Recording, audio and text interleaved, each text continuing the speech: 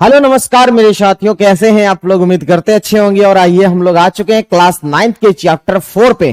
ठीक है, चैप्टर का नाम है संस्थाओं का कामकाज, है ना, फंक्शनिंग ऑफ इंस्टीट्यूशंस, है ना। तो हम लोग यहां बात करेंगे कि संस्थाएं किस तरह से काम करती है और उसमें हमारी सरकार किस तरह से भूमिका निभाती है, और ये सारी बातें को हम लोग यहां देखेंगे। फिर राज्यसभा, लोकसभा, न्यायपालिका, सारे बॉडीज को यहां पे हम लोग देखेंगे कि प्राइम मिनिस्टर और उनके काउंसिल ऑफ मिनिस्टर जो मंत्री परिषद है, वो सारे बातों को यहां पे हम लोग बेहतर तरीके से देखते हैं। फिर चलिए आगे बढ़ेंगे, आते हैं हम मुद्दे पे।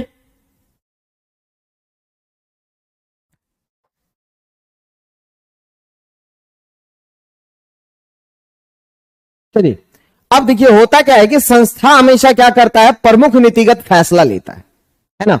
ये काम हमारे सरकार की है। सरकार का काम है क्या करना, फैसला लेना, है ना।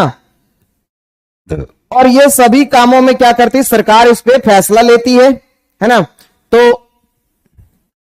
चलिए हम लोग बात करते हैं, क्या है, कह रहा सरकारी आदेश में सरकारी पदों और सेवाओं के लिए क्या कहा गया है।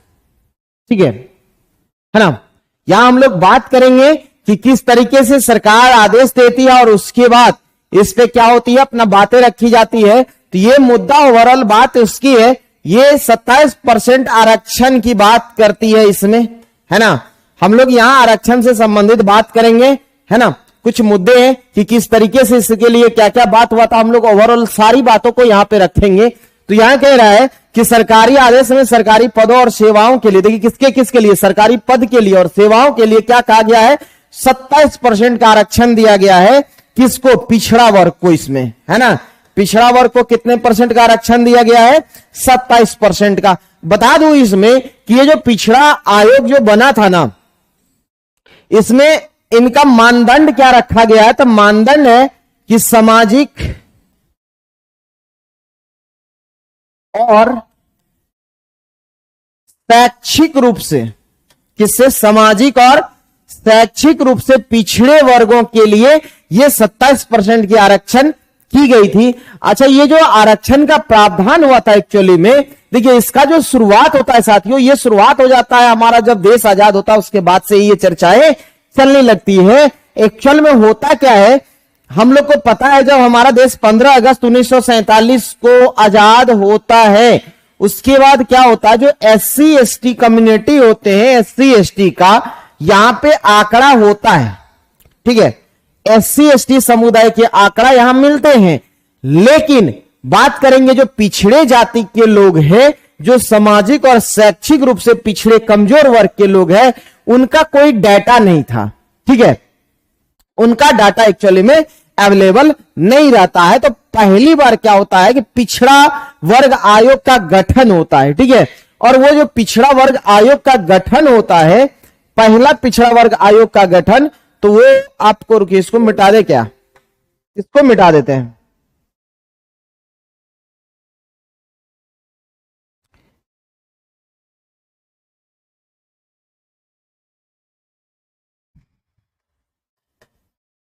अगर हम बात करें पहली बार जो पिछड़ा आयोग का गठन हुआ था,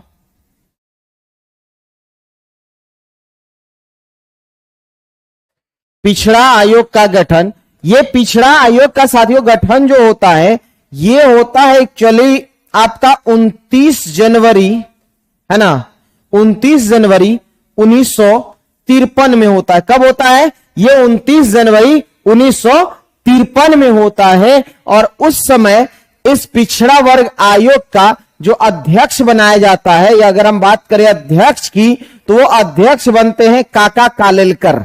उनका नाम होता है काका कालेलकर, है ना। तो ये काका कालेलकर क्या करते हैं, इसके अध्यक्ष बनते हैं जब इनका गठन होता है। पहला पिछड़ा वर्ग आयोग का गठन होता है 29 जनवरी 1953 में होता है। और वो किसकी अध्यक्षता में गठन होता है, तो काका कालेलकर की अध्यक्षता में गठन होता है।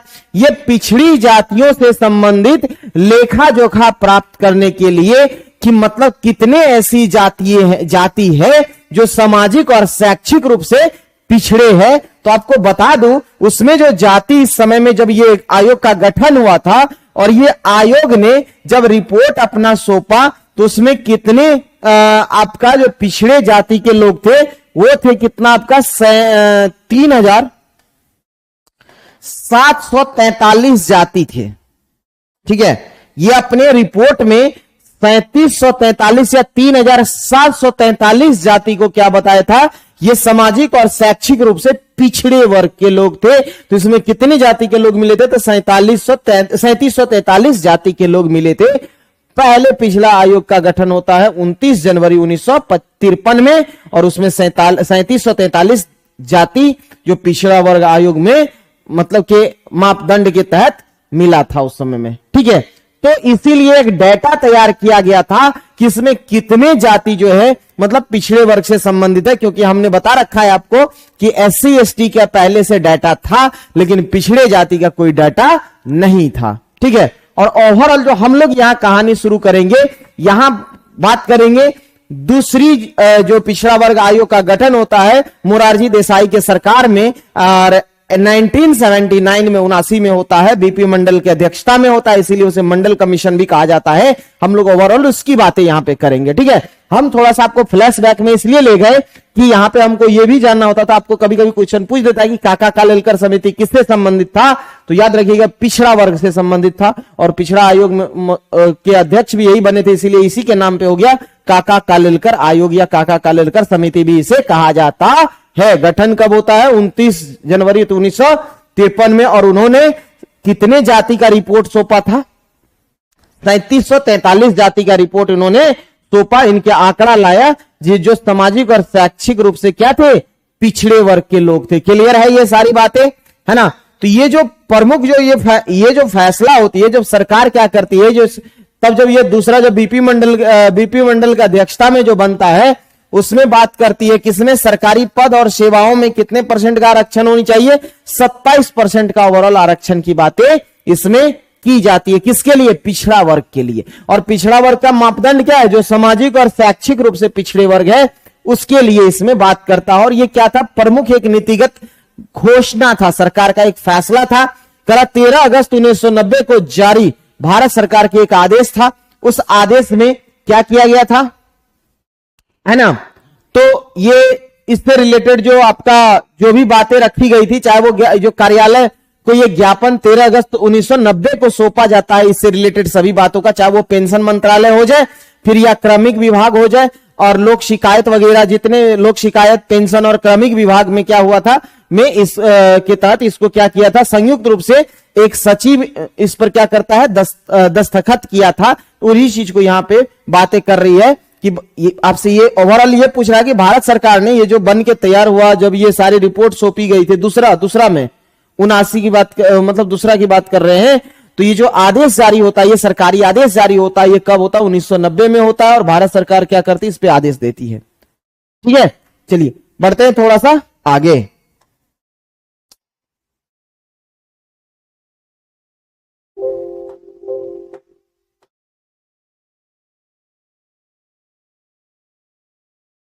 दिक्कत है, चलिए इसको मिटा दो। ये था पीछे का, हम फ्लैशबैक की कुछ कहानी लिए थे। अब यहां से ओवरऑल हम कुछ बातें करते हैं कि इसका निर्णय करने वाले कौन थे। तो कह रहा है भारत सरकार ने, हमने अभी तुरंत बताया था कि क्या किए थे, एक गठित किए थे, किसका, दूसरा पिछड़ी जाति आयोग किए थे। उसमें उस समय किसकी सरकार थी, तो मोरारजी देसाई उस समय कौन थे, PM थे। याद रखिएगा, इस समय मोरारजी देसाई क्या थे, मोरारजी देसाई PM रह चुके थे इस समय में। इस समय PM थे, रह चुके नहीं थे। मोरारजी देसाई कौन थे, PM थे। और इन्होंने क्या किया था, बीपी मंडल, ठीक है, ये बीपी मंडल की अध्यक्षता में, ये बीपी मंडल कौन थे, बिंदेश्वरी प्रसाद मंडल इसका पूरा नाम था।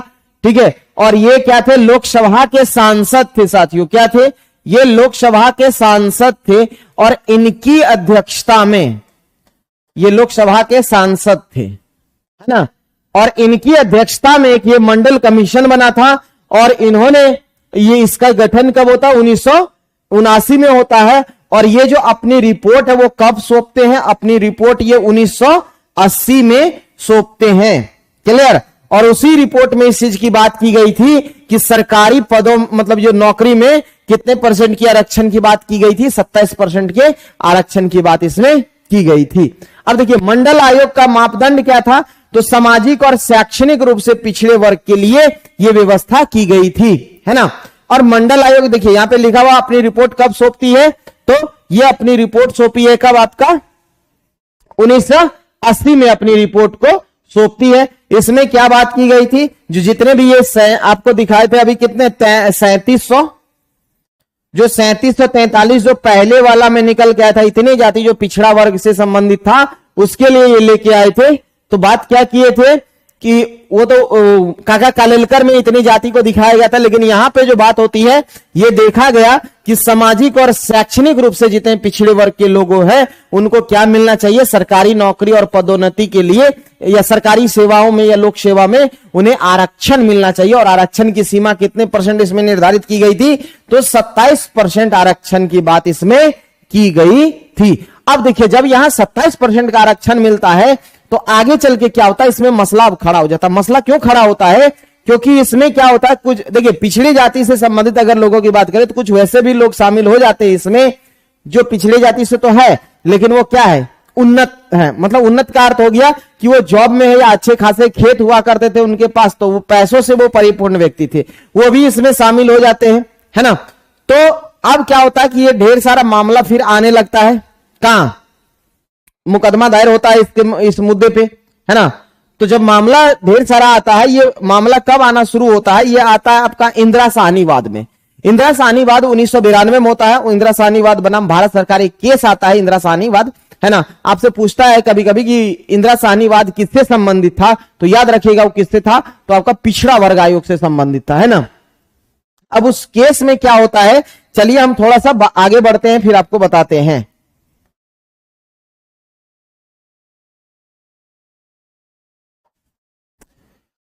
देखिए है ना, इंदिरा साहनी एवं अन्य बनाम भारत सरकार, ये केस एक्चुअली में क्या होता है 1992 में एक मसला आता है। उस समय क्या होता है कि ढेर सारा याचिकाएं दायर होती है ना। ये ढेर सारा याचिका दायर हो जाती कहां पे, सुप्रीम कोर्ट में। कहां पे होता है, सुप्रीम कोर्ट में क्या होता है कि ढेर सारा याचिकाएं दायर हो जाती है और सुप्रीम कोर्ट क्या करते हैं कि सारे मुकदमों को एक साथ जोड़ देते हैं। और उसको किसके साथ जोड़ देते हैं, तो इंदिरा साहनीवाद के साथ। इसीलिए देखिए यहां पे लिखा है, क्या ध्यान दीजिए आप, यहां पे लिखा है एक बात, लिखा हुआ है आपका क्या कि इंदिरा साहनी एवं अन्य, है ना। बात अन्य का किया, इसका मतलब इस केस में क्या हुआ था, उस समय ढेर सारा केस आया था। उस केस में जो लोगों के द्वारा किया गया था, याचिका दायर किया गया था, तो उसको भी इसमें ऐड कर दिया, इसीलिए लिख दिया इंदिरा साहनी एवं अन्य बनाम भारत सरकार। क्लियर है। अब इसमें मामला क्या था, जो 27% जो आरक्षण दिए गए थे इसके विरोध में लोग क्या करने लगे, मुकदमा दायर करने लगे थे। ये किसको मिला हुआ था, ओबीसी को आरक्षण दिया था, कितने परसेंट, 27% का आरक्षण उस समय में दिया गया था और इसके विरोध में यह मुकदमा दायर हो रहा था। सर्वोच्च न्यायालय ने क्या किया, ये सभी मुकदमों को एक साथ जोड़ दिया था। इसलिए रीजन है कि देखिए क्या होता है, कभी कभी जब पीआईएल अगर एक से अधिक व्यक्ति डालना शुरू कर देता है और एक ही मुद्दे के लिए एक से अधिक व्यक्ति अगर देता, मतलब इसको दायर करता है, उस केस में सरकार क्या करता, सर्वोच्च न्यायालय क्या करती है, सुप्रीम कोर्ट, कि सभी याचिका को एक साथ जोड़ के और उसको किसी बेंच में भेज दिया जाता है और वहां से फिर फैसला इस पे आती है। और इस समय जो बैठा था ये 11 जजों की बेंच बैठी थी, है ना। जो वहां के वरिष्ठ न्यायालय थे उसके 11 जजों के बेंच ने क्या किया, इस पे फैसला सुनाया था, है ना।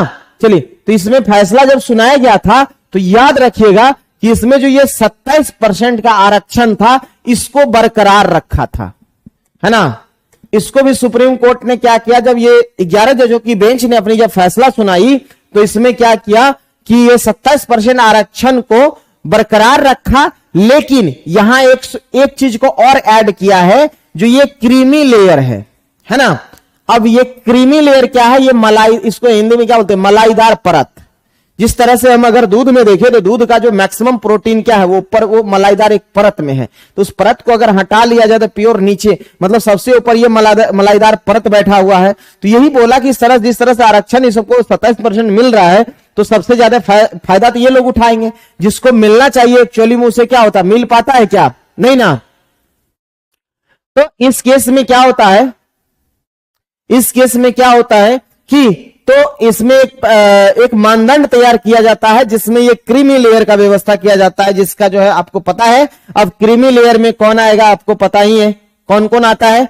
तो जो भारत सरकार या केंद्र सरकार में क्या हो, ग्रुप ए और बी के, ए और बी लेवल का अधिकारी हो, है ना, ए और बी ग्रेड के अधिकारी हो, वो आता है। फिर आपको आर्मी प्लस उससे ऊपर का जो है कर्नल रैंक के अधिकारी है, वो भी आपका किसमें आता है, इसी में आता है ना। आपका कर्नल से ऊपर का जितने भी है सबका सब क्रीमी लेयर में आता है, और क्रीमी लेयर को आरक्षण से बाहर रखा गया था। तो आपसे पूछेगा क्रीमी लेयर को का प्रावधान कब किया गया था, तो ये इंदिरा साहनीवाद में किया जाता है। और इसको क्या किया, संविधान के आर्टिकल 16 के क्लॉज 4 में इसको जोड़ दिया है ना। इसकी जो है ये जो आपका है ये बीपी मंडल के जो ये ओबीसी के जो 27% आरक्षण है, ये आरक्षण सामाजिक और शैक्षिक रूप से पिछड़े वर्ग को मिलेगा। इसकी बातें कहां पे इसको ऐड किया गया था, तो आपको आर्टिकल 16 के 4 में इसे जोड़ा गया था। क्लियर है। चलिए अब थोड़ा सा हम लोग आगे बढ़ते हैं।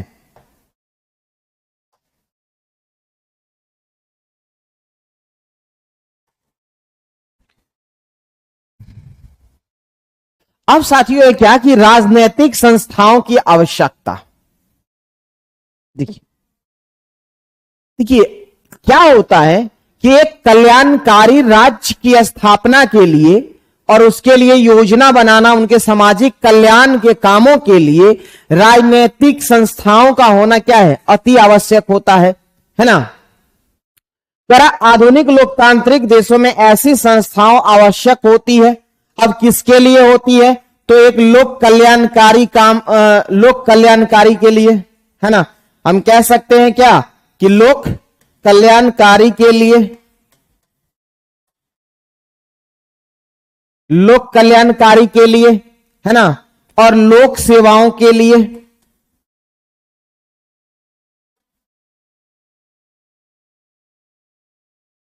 फिर अगर हम बात करें साथियों तो योजनाओं, अन्य योजनाओं के लिए, है ना, जिससे क्या हो, जिससे मतलब लोगों को क्या हो सके, लाभ पहुंचे, वैसे योजनाओं के लिए तो हम कह सकते हैं अन्य योजनाओं के लिए, है ना। अन्य योजनाओं के लिए भी, किसके लिए, जनताओं के लिए, योजनाओं के लिए क्या है, एक राजनीतिक संस्था का होना जरूरी है। नियम कानून बनाने के लिए, है ना, नियम कानून बनाने के लिए, ये सभी के लिए क्या है आपका एक संस्था का होना जरूरी होता। कह रहा प्रत्येक संस्था के कार्य और अधिकार की बुनियादी नियम है। अब देखिए जितने भी संस्था है आपका, सबका काम बांटा हुआ है। जैसे आप देखेंगे कि मान लीजिए कि आप गृह विभाग देखिएगा, रक्षा विभाग देखिए, है ना, फिर इसी तरह से मत्स्यिकी विभाग देखिए, पंचायती राज विभाग देखिए, कृषि विभाग देखिए, वन एवं पर्यावरण विभाग देखिए, उद्योग, कपड़ा एवं उद्योग विभाग देखिए, रेल विभाग देखिए। तो इस तरह से जो ये विभाग बटा हुआ, तो सबका क्या है, अपने बुनियादी नियम है ना, मतलब उसके नियम और कायदे है, उसके आधार पे ये लोग क्या करते हैं, काम करते हैं। ठीक है, चलिए आगे बढ़े।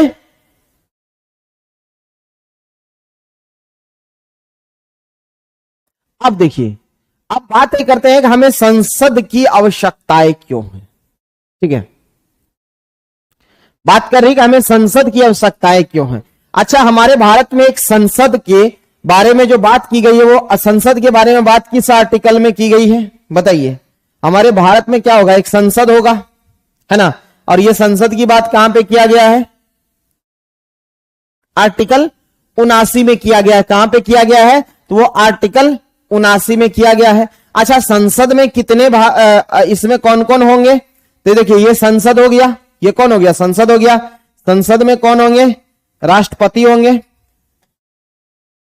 या राष्ट्रपति होंगे, जो क्या है, राष्ट्रपति क्या है, ये अभिन्न अंग है। किसका अभिन्न अंग है, ये अभिन्न अंग है संसद का। क्या है ये, अभिन्न अंग है। क्लियर है? ये संसद का अभिन्न अंग है। कौन? राष्ट्रपति, है ना। ये राष्ट्रपति क्या है? अभिन्न अंग है। अब इसमें एक होता है उच्च सदन, जिसको राज्यसभा कहते हैं। हम आगे इसका चर्चा अच्छे से करेंगे। और इसके नीचे कौन आता है? लोकसभा आता है। तो राज्यसभा, लोकसभा और राष्ट्रपति तीनों को अगर मिला दिया जाए तो यही बन के तैयार होता है क्या? संसद, जिसका वर्णन हमारे कहां पे है? तो अनुच्छेद 79 में है। अच्छा, इसका जरूरत क्यों पड़ता है? तो हमारे लोकतांत्रिक देशों को चलाने के लिए नियम और कानून की जरूरतें पड़ती है ना। तो उसके लिए एक लोकतंत्र देश को चलाने के लिए नियम और कानून बनाने के लिए कोई एक मतलब एक वैसा परिसर होना चाहिए, जगह होना चाहिए, वैसी संस्था होना चाहिए। तो उसी को बनाने और उसको कार्य को संचालित करने के लिए आपको संसद की आवश्यकता पड़ती है। हमारे भारत क्या है? संसदीय प्रणाली पे से संबंधित है ना। जो हम लोग ब्रिटिश के संविधान से लिए संसदीय प्रणाली को, तो संसदीय प्रणाली के ये अंग हो गए। उसके बाद ये क्या है? लोकतांत्रिक देशों में क्या होता है? निर्वाचित प्रतिनिधि। क्या ये सभा किस तरह के हैं? तो जो हम संसद को बोले, एक सभा है, एक संस्था है। ये ऐसी संस्था है जिसमें निर्वाचित लोग आते हैं, जो प्रतिनिधि होता है वो चुनकर आते हैं और वहां बैठ के वो पूरे राज्य मतलब देश के जनता के हित में क्या करते हैं? योजना लाते हैं, नियम कानून बनाते हैं। उसके बाद कोई भी फैसला लेते हैं, ये जनता के हित में लेने वाली एक ये संस्था है। और ये संस्था के माध्यम से ही सभी नियम कायदे कानून संचालित होते हैं। क्या भारत में निर्वाचित प्रतिनिधियों को क्या कहते हैं? राष्ट्रीय सभा के संसद को कहते हैं। राष्ट्रीय सभा को संसद कहते हैं, है ना। तो ये एक राष्ट्रीय सभा है। संसद क्या है? एक राष्ट्रीय सभा है जिसमें प्रतिनिधि चुनकर आते हैं। जैसे लोकसभा हो गया, तो लोकसभा में क्या होता है? प्रतिनिधि चुनकर आता है। राज्यसभा में भी आपको पता है प्रतिनिधि चुनकर आता है ना।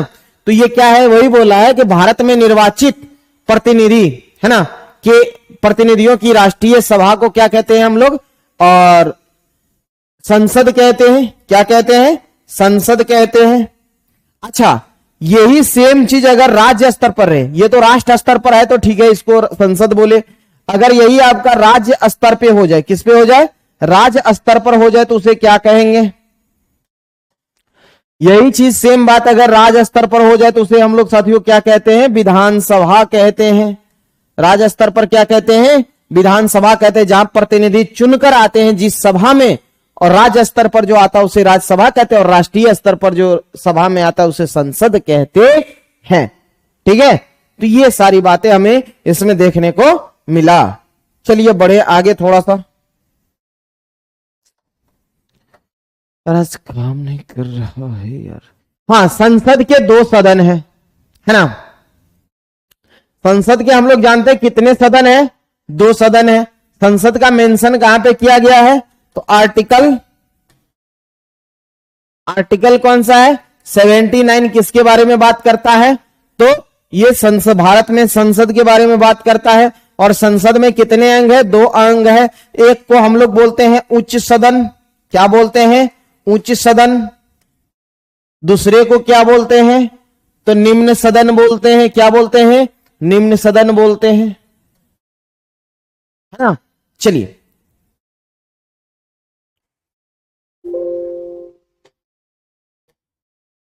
कह रहा लोकतंत्र में संसद की बड़ी महत्वपूर्ण भूमिका निभाती है ना। हमारे देश लोकतंत्र है और लोकतंत्र में संसद एक बहुत महत्वपूर्ण भूमिका इसलिए निभाती है क्योंकि जितने भी नियम कानून बनाए जाना या उसे लागू करवाना, ये सारे काम किसके हाथ में है? विधायिका और कार्यपालिका के हाथ में होता है। और ये कार्यपालिका विधायिका का काम है कानून बनाना, और वो सभी क्या है? वो प्रतिनिधि जो चुनकर जाता है वो संसद के सदस्य होते हैं, है ना। कह रहा पहले सदन के सदस्य आमतौर पर प्रत्यक्ष और दूसरे सदन के क्या होते हैं? अप्रत्यक्ष रूप से चुनकर आता है। ये बात सही है। आपको हम बता दूं थोड़ा सा, देखिए यहां बात कर रहा है पहले सदन। देखिए पहले सदन अगर हम इधर से नीचे से देखें तो पहले यहां पे कौन है? पहले सदन। ये नीचे से अगर ऊपर की ओर बढ़ेंगे तो ये है आपका लोकसभा। क्या है साथियों? ये है लोकसभा है। और लोकसभा में हम लोग जो एमपी का जो चुनते हैं, देखिए एमपी का जो हम लोग चुनाव करते हैं तो वो क्या करते हैं? ये प्रत्यक्ष चुनाव होता है। एमपी का चुनाव कैसा होता है? ये प्रत्यक्ष चुनाव होता है इसका, क्योंकि इसको हम लोग डायरेक्ट चुन के भेजते हैं ना। इसे हम लोग क्या करते हैं? डायरेक्ट चुन के भेजते हैं। अच्छा, लेकिन दूसरे सदन, बात करें उच्च सदन का, तो उच्च सदन में क्या होता है, हम लोग नहीं चुनते हैं, यहां क्या होता है, अप्रत्यक्ष होता है। अप्रत्यक्ष होने के पीछे रीजन बता दूं आपको, अप्रत्यक्ष चुनाव क्यों होता है, क्योंकि जो इसके यहां हमारे जो राज्य विधानसभा है, तो राज्य विधानसभा के सदस्यों द्वारा इसे चुना जाता है ना। इसे कौन चुनते हैं, तो राज्य विधानसभा के सदस्य चुनते हैं। तो एक बात बताइए, क्या हम लोग इसको चुने, क्या नहीं ना चुने, यहां पे क्या हो गया, इनडायरेक्ट हो गया ना। हम लोग किसको चुनते, विधानसभा के सदस्य को, और विधानसभा के सदस्य क्या करता है, अप्रत्यक्ष रूप से राज्यसभा के सांसद को चुनते हैं और उसे भेजते हैं। आप जानते हैं कि अलग अलग स्टेट्स में अलग है, जैसे बिहार में आप जानते हैं कि इसका सीटों की संख्या कितना है, 16 है ना, और सबसे अधिक यूपी में है ना। चलिए, तो ये सारे बातें आपको क्लियर हुई। फिर आइए, जरा भारत में राष्ट्रपति क्या है, संसद के अभिन्न अंग होते हैं, जो हमने पहले बता रखा है आपको। क्लियर है ये बातें। चलिए बढ़ते हैं थोड़ा सा आगे, अब मिटा दूं इसको, क्लियर है ये सभी बातें। चलिए इसको मिटाते हैं, हम लोग आगे बढ़ते हैं।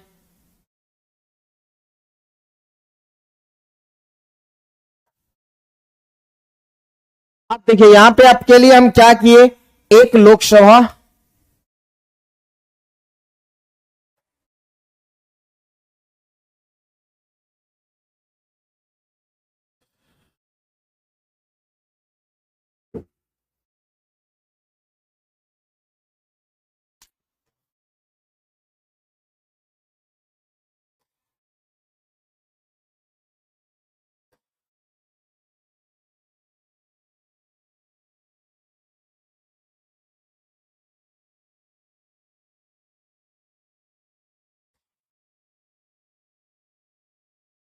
चलिए हम लोग बात करते हैं साथियों लोकसभा का, है ना।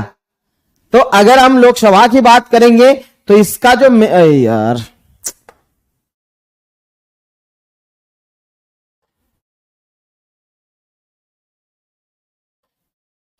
अगर हम लोकसभा का बात करेंगे तो ये कौन से अनुच्छेद में इसके बारे में बात की गई है, तो इसका जो आर्टिकल नंबर है वो आर्टिकल नंबर कितने हैं, 81 है ना। याद करिए ये तीनों का हम एक जगह कर देते हैं आपको। संसद की चर्चा किसमें किया गया है ना, संसद का है आर्टिकल 79।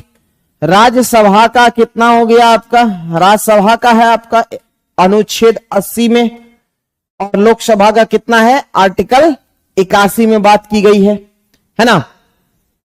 अब यहां क्या होता है, देखिए अब बात हम इसका करेंगे तो ये किस आर्टिकल से, चलिए यहां से शुरू करते हैं, अनुच्छेद से पहले शुरू कर लेते हैं। ये आर्टिकल किसमें इसका मेंशनिंग किया गया है, आर्टिकल 81 में किया गया है। चलिए ठीक है, अब हम बात करें कि लोकसभा का अधिकतम सीटों की संख्या कितना है। अधिकतम सीटों की संख्या अगर हम बात करें लोकसभा में तो ये कितना है, 550 है। अगर आपसे पूछे वर्तमान में सीटों की संख्या कितनी है, अगर आपसे पूछे वर्तमान में सीटों की संख्या कितनी है, वर्तमान में सीटों की संख्या,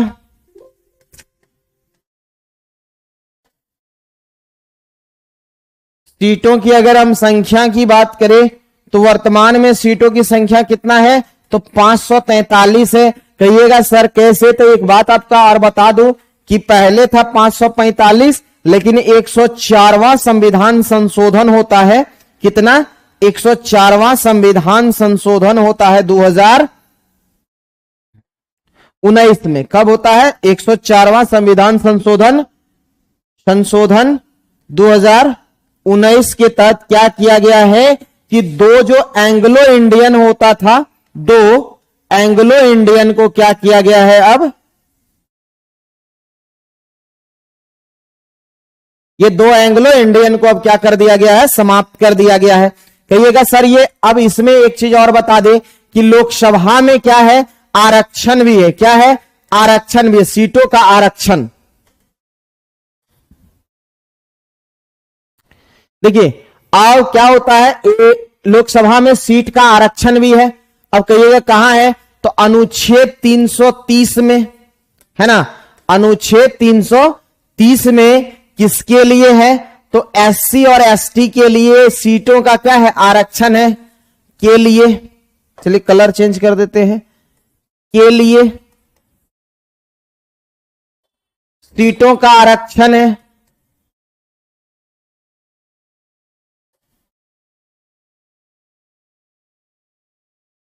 आरक्षण है। अब कहिएगा सर एससी के लिए कितना, एसटी के लिए कितना? तो आपको बता दूं कि याद रखिएगा, एससी के लिए 84 सीटों का आरक्षण है और एसटी के लिए 47 सीटों का आरक्षण है। अच्छा, एक और संविधान संशोधन हुआ था, वो कौन सा था? 106वां संविधान संशोधन, याद करिए, है ना, 106वां संविधान संशोधन हुआ था। उस संविधान संशोधन ये कब होता है बताइएगा आप लोग?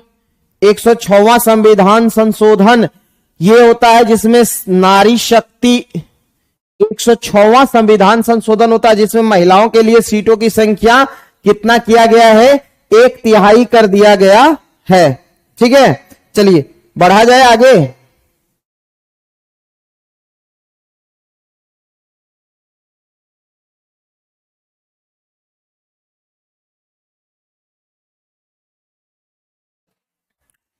है ना, तो 106वां संविधान संशोधन हुआ था, ये कब होता है?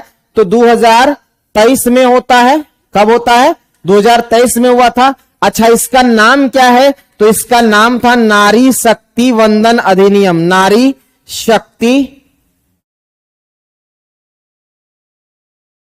वंदन अधिनियम, अधिनियम था जो कब आता? 2023 में। इसमें महिला के लिए कितने % सीट आरक्षित रिजर्व किया गया है? तो 1/3 सीट को क्या किया गया है? आरक्षित किया गया है। किसके लिए? महिलाओं के लिए, है ना। ये 2023 में ये अमेंडमेंट एक्ट आता है। ठीक है, तो आपको लगभग इतनी सारी बातें हम एक साथ कर दिए हैं, है ना। अच्छा, उसके बाद अच्छा एक बात और बता दूं कि इसमें जो 543 आपको दिखा, वो 543 में से याद रखिएगा कि आपका इसमें से 524 सीट पे क्या होता है कि ये सीट 524 सीट पे क्या होता है कि राज्यों में चुनाव होता है इसका, है ना। राज्यों में इसका चुनाव होता है ना। और 19 सीट पे कहां होता है? 19 सीट पे जो है, 19 सीटों पर यूटी से चुनकर आता है। 19 सीट किसके लिए है? तो आपका यूटी के लिए है ना। किसके लिए है? यूटी के लिए है ना। तो ये सारी बातें ओवरऑल यहां पे देखने को मिलता है ना। तो सबसे ज्यादा कहां है? दिल्ली में 7 सीट है, 6 सीट जम्मू कश्मीर में है, बाकी लगभग एक सीट सब जगह है। तो जोड़िएगा ओवरऑल 19 सीट पे वहां चुनाव होता है। 524 और 19 जोड़िए तो आपका 543 हो जाएगा। टोटल सीट इतने हैं जो राज्यों से चुनकर आते हैं। एंग्लो इंडियन का 104वां संविधान संशोधन के द्वारा इसे समाप्त कर दिया गया। चलिए ओवरऑल आपको इतनी सारी बातें हम एक साथ कर लिए। किसमें? तो ये था आपका लोकसभा की कहानी। चलिए इसको, अच्छा चलिए इसमें क्या होता है, एक चीज और छूट गया कि लोकसभा को जो लोकसभा क्या होता है, भंग, इनका जो कार्यकाल होता है साथियों, ये भी बता ही देते यहीं पे। कार्यकाल कितने वर्ष का होता है? कार्यकाल क्या होता है इसका? तो 5 वर्ष का होता है। कितने समय का होता है? 5 वर्ष का होता है। अच्छा, ये लोकसभा को क्या भंग किया जा सकता है? तो लोकसभा को भंग कौन करते हैं? अगर हम बात करें किसका भंग की बात करें तो भंग कौन करते हैं? तो राष्ट्रपति करते हैं। कौन करते हैं? राष्ट्रपति करते हैं। इसका अच्छा किस अनुच्छेद में है? तो अनुच्छेद आपको बता दूं कि ये 85 के 2 के बी में इसकी चर्चाएं हैं, है ना। 85 के 2 के बी में क्या है? इसका मेंशन किया गया है, राष्ट्रपति इसे क्या कर सकते हैं? भंग कर सकते हैं। वो भी किसके सलाह पर? तो प्रधानमंत्री और मंत्री परिषद के सलाह पर इसे भंग कर सकते हैं, है ना। चलिए अच्छा, यहां एक चीज और बताना रह गया। अरे बहुत कुछ है यार, कितना इसमें करूं।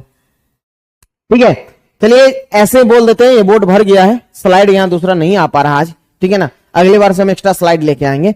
देखिए होता क्या है, अगर इतना बात कर लिए, इसके अलावा आपको बता दूं कि जो संयुक्त अधिवेशन का अध्यक्षता होता है लोकसभा का अध्यक्ष ही करता है।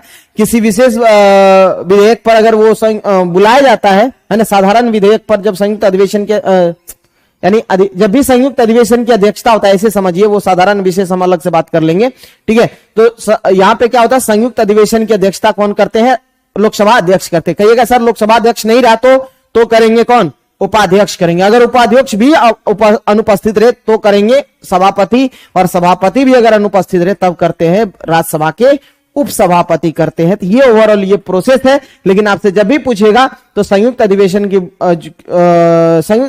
जो बुलाया जाता है अनुच्छेद 108 के अंतर्गत बुलाया जाता है और इसकी अध्यक्षता लोकसभा अध्यक्ष करता है। अच्छा, यहीं पे एक दूसरा क्वेश्चन पूछेगा कि संयुक्त अधिवेशन की प्रक्रिया कहां मेंशन किया गया है, तो संयुक्त अधिवेशन की प्रक्रिया का प्रावधान है अनुच्छेद 118, बोले तो 118 में। याद रखिएगा, ये बात नहीं दिया हुआ है इसमें, क्या कि संयुक्त अधिवेशन बुलाने का जो प्रावधान है वो 108 में है और संयुक्त अधिवेशन की जो प्रक्रिया है वो अनुच्छेद 118 में है। क्लियर है दोनों बातें? चलिए अब हम बढ़ते हैं आगे। मिटा दूं इसको, बोलिए। चलिए इतनी बातें क्लियर हो गई, चलिए आगे अब बढ़ते थोड़ा।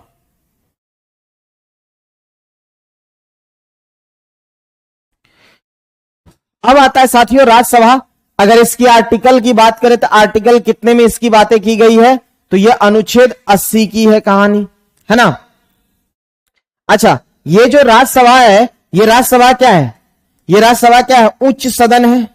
ये कौन है, ये उच्च सदन है ना। अच्छा, इसे उच्च सदन भी कहते हैं। दूसरी बात, इसे बुजुर्गों की सदन भी कहते हैं। इसे क्या कहते हैं, बुजुर्गों के सदन भी कहते हैं, ठीक है। उच्च सदन को हम लोग बुजुर्गों के सदन भी कहते हैं। इसका विघटन नहीं होता है, इसका कभी विघटन नहीं होता है, विघटन नहीं होता है, ठीक है। इसके बाद इसमें अधिकतम, अच्छा हाँ, ये यही साथ ही में बताते हैं, यहां पे रुकिए, चलिए। अच्छा, इसका जो है 1/3 सदस्य का,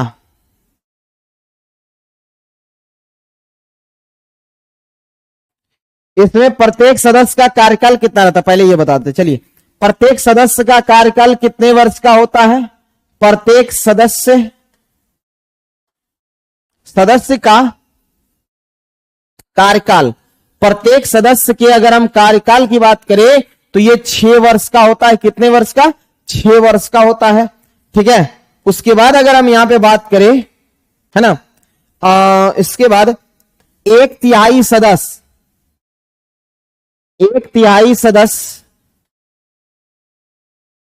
प्रत्येक 2 वर्ष पर, प्रत्येक 2 वर्ष पर क्या होते हैं, 2 वर्ष पर सेवानिवृत्त होते हैं, है ना।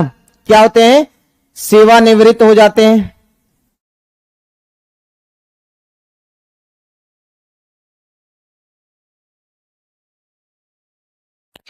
सेवानिवृत्त हो जाते हैं, है ना, प्रत्येक 2 वर्ष पर। इसके बाद अगर और बात करें, इसमें अधिकतम सीटों की संख्या कितना है, अगर अधिकतम हम सीट की बात करें, है ना, अगर हम अधिकतम सीट की बात करें तो कितने हैं, 250 है। अधिकतम सीट कितने हैं, 250 है। वर्तमान में अगर हम सीट की बात करें, वर्तमान में सीट की बात करें तो कितने हैं,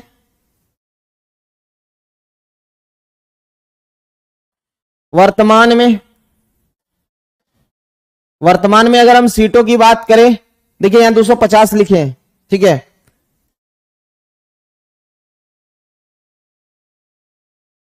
ठीक है, 250 है।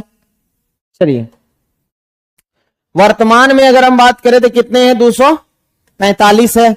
अब ये 245 में से देखिए 233 जो है साथियों, ये निर्वाचित है,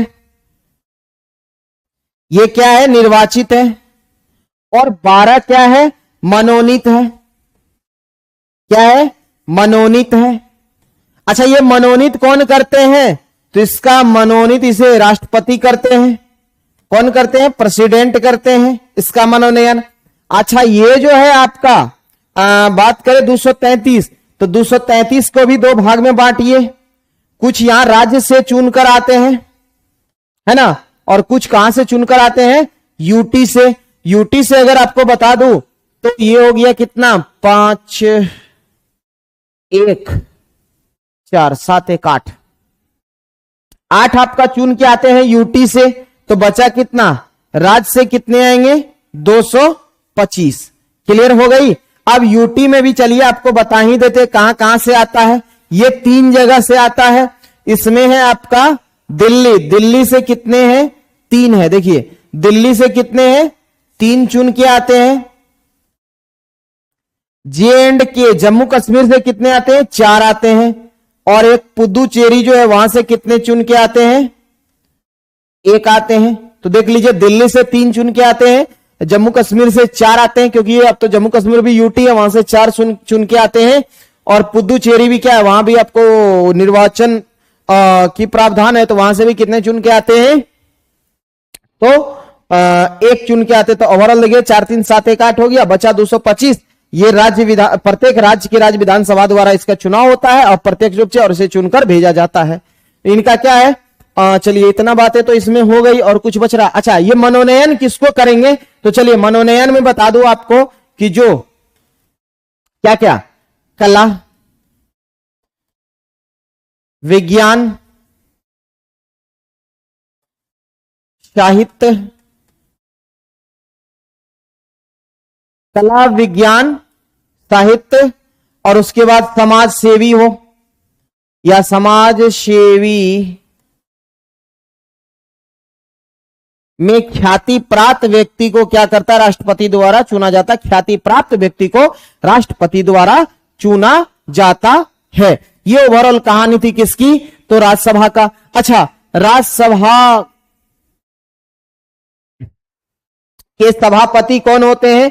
तो आप जानते हैं, एक क्वेश्चन बनता है कि वो एकमात्र राष्ट्र आपसे ऐसे करके पूछेगा कि किस सभा के सदस्य या किस संस्था के जो सभापति होते हैं उनके सदस्य नहीं होते हैं, तो वो है राज्यसभा। अच्छा देखिए, राज्यसभा में 2 बात निकल के आती है। आपसे पूछ देगा इसका उपाध्यक्ष का कार्यकाल और अध्यक्ष का कार्यकाल। देखिए यहां जो राष्ट्रपति का जो राज्यसभा का जो सभापति होता है, देखिए सभापति जो होता है वो कौन होता है साथियों?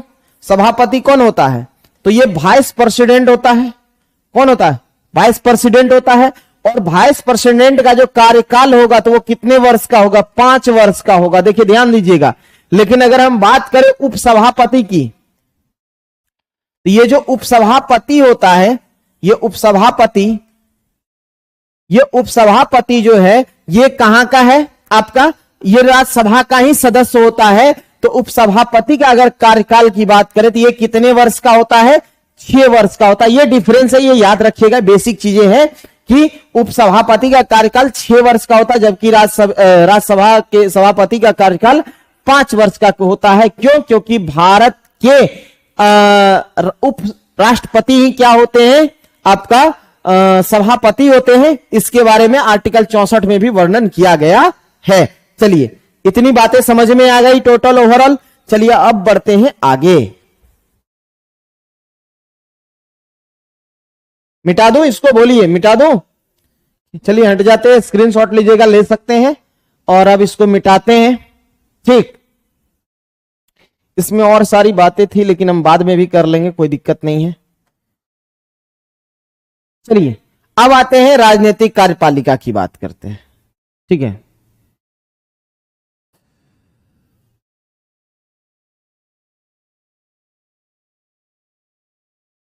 चलिए अब यहां से बात करते हैं क्या है राजनीतिक कार्यपालिका। जनता द्वारा चुने गए प्रतिनिधि जो जनता के लिए कार्य करता हो वही क्या है आपका? कार्यपालिका। देखिए कार्य करने वाला है ना, लेकिन राजनीतिक कार्यपालिका का अर्थ हुआ कि इसे कौन चुनेगा? जनता के द्वारा चुना जाएगा। बोलिए इसे कौन चुनकर भेजेगा? जनता चुनकर भेजेगा। और ये काम किसके लिए करेगा? तो जनता के लिए काम करेगा, है ना। राजनीतिक व्यक्ति हमेशा जनता के हित में फैसला करेगा, चाहे वो लोकसभा में बैठे व्यक्ति हो, है ना, चाहे वो लोकसभा में हो या विधानसभा में बैठे हुए व्यक्ति हो,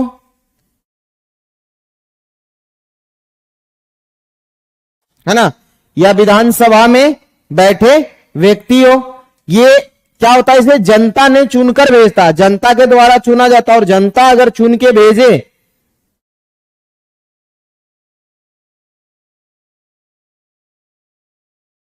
चलिए अगर जनता इसे चुन के भेजेंगे तो ऑब्वियसली बात है कि ये जनता के लिए काम करेंगे। लेकिन अगर ये बेहतर काम नहीं करेंगे तो अगले बार जैसे ही सत्ता बदलेगा तो आदमी भी वहां से बदल जाएगा। सत्ता बदलने पर ऐसे क्या होता है कि जो राजनीतिक कार्यपालिका होता है वो क्या हो जाता है, बदल जाता है ना।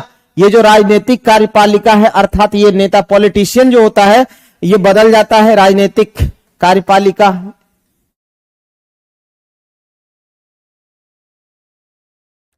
ये क्या हो जाएगा, ये बदल जाएगा,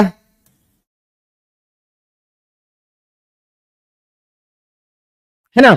ये राजनीतिक कार्यपालिका क्या होगा, सत्ता बदलते ही बदल जाएगा। क्योंकि अगर पार्टी अगली बार अगर बहुमत में नहीं आई तो क्या होगा, दूसरी पार्टी की सरकार बनेगी तो वो अपने हिसाब से सारे मंत्री वगैरह जो भी बनेगा, काउंसिल ऑफ मिनिस्टर वगैरह जो भी होगा वो सारे फिक्स रहेगा।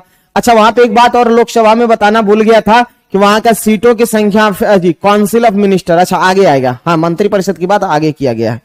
चलिए आगे हम कर लेंगे, ठीक है। तो ओवरऑल ये बातें समझ में आ गई। चलिए अब बढ़ते थोड़ा सा आगे। अब होता है कुछ अस्थाई कार्यपालिका होता है। अस्थाई कार्यपालिका हम एक लाइन में कह सकते हैं कि वो सरकार बदलने के साथ वो क्या होगा, बदलेगा क्या, बताइए। ये सरकार बदलने के साथ ये बदलेगा, कभी संभव ही नहीं है ना। सरकार बदलने के साथ ये नहीं बदलेगा। रीजन क्या है, क्योंकि ये स्टेबल, इसे क्या होता है सरकार के द्वारा नियुक्त किया जाता है। जैसे यूपीएससी और बीपीएससी के द्वारा जो भी ब्यूरोक्रेट्स जाते हैं वो क्या है, वो कार्यपालिका का ही तो अंग है ना, लेकिन वो क्या है, अस्थाई है ना।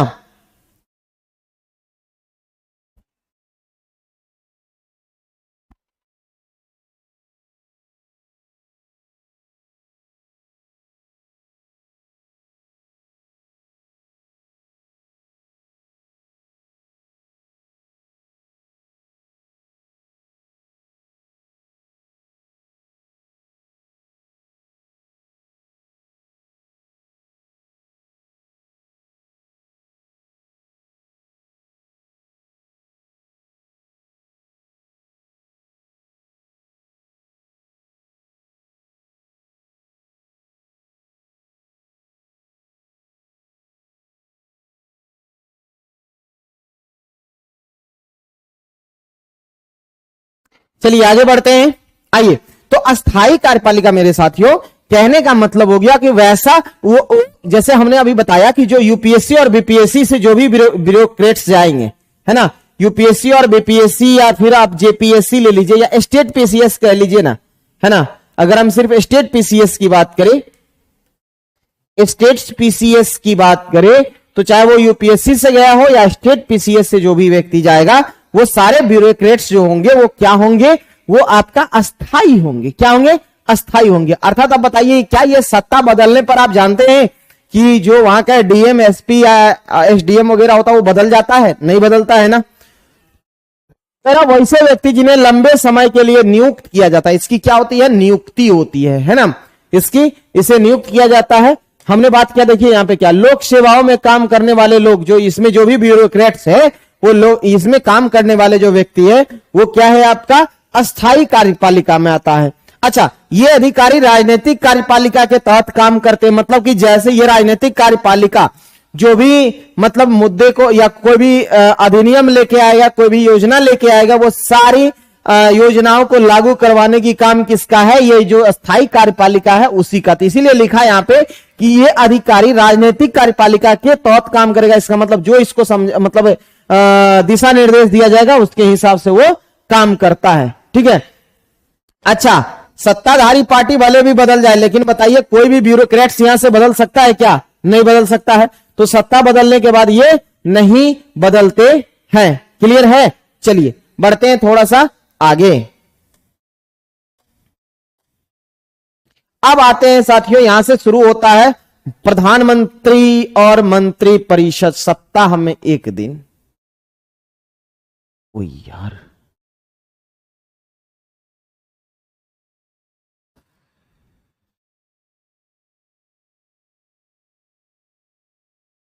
ये गलत लिखा है वह।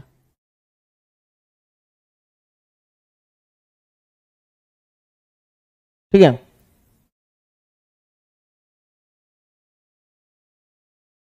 अब आते हैं मंत्रिपरिषद की। अगर हम बात करेंगे तो हमारे भारत में क्या है कि राष्ट्रपति को, किसको, चलिए यहां पे हम लिख देते हैं कि राष्ट्रपति को,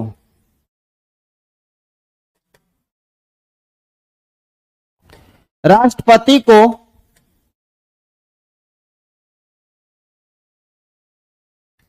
सलाह और सहायता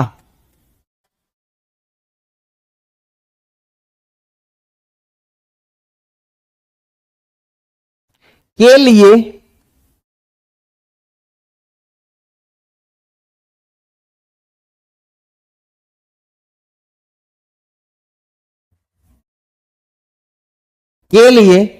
क्या होगा, एक मंत्री परिषद होगा। कौन होगा, मंत्री परिषद होगा। किसके लिए साथियों, ये सलाह और सहायता के लिए, किसके, राष्ट्रपति के सलाह और सहायता के लिए। और इसमें जो प्रधानमंत्री होता है, जो प्रधानमंत्री, ये मंत्री परिषद का भी प्रमुख होता है। और ये क्या होता है आपका, कि ये सरकार का भी प्रमुख होता है, क्योंकि सरकार जो बनाती है वो मतलब जो संसद के द्वारा जो बहुमत दल का नेता होता है उसी को पीएम चुना जाता है। बहुमत दल के नेता में से किसी एक सदस्य को क्या चुना जाता है आपका, तो ये आपका यहां से सरकार का प्रमुख चुना जाता है, जो पीएम होता है। याद रखिएगा कि पीएम की नियुक्ति होती है। क्या होती है, नियुक्ति होती है। ठीक है, अब पीएम की क्या होती है, नियुक्ति होती है। और प्रधानमंत्री मंत्री परिषद का क्या होता है, मुखिया होता है। हमने पहले से बता रखा है कि कौन, ये काउंसिल ऑफ मिनिस्टर का क्या होगा, ये मुखिया होता है। अब देखिए, राष्ट्रपति को सलाह और सहायता देने के लिए एक मंत्री परिषद होती है। इसका जो बात की गई है, ये बातें की गई है साथियों, ये अनुच्छेद किसमें, 74 में किया गया। किसमें किया गया है, आर्टिकल 74 में किया गया है। आर्टिकल 74 में ये बातें की गई है कि मुख्य राष्ट्रपति को सलाह और सहायता के लिए एक मंत्री परिषद होगा, और मंत्री परिषद का मुखिया कौन होगा, प्रधानमंत्री होगा। ठीक है, अब आते हैं यहां पे एक आर्टिकल है आपका अनुच्छेद 75 के बारे में बात कर लेते हैं। अनुच्छेद 75 कहता है, क्या कहता है देखते हैं। अब यहां पे क्या है कि अनुच्छेद 75 में क्या होता है कि प्रधानमंत्री की नियुक्ति की बात करती है। किसमें, पीएम की नियुक्ति,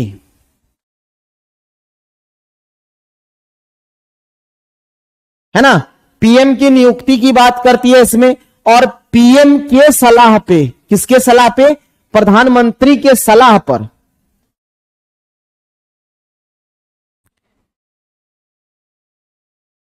पीएम की नियुक्ति कौन करेंगे, तो राष्ट्रपति करेंगे, है ना। पीएम की नियुक्ति कौन करते हैं, तो राष्ट्रपति करते, कौन करते हैं, राष्ट्रपति करते हैं। और पीएम के सलाह पर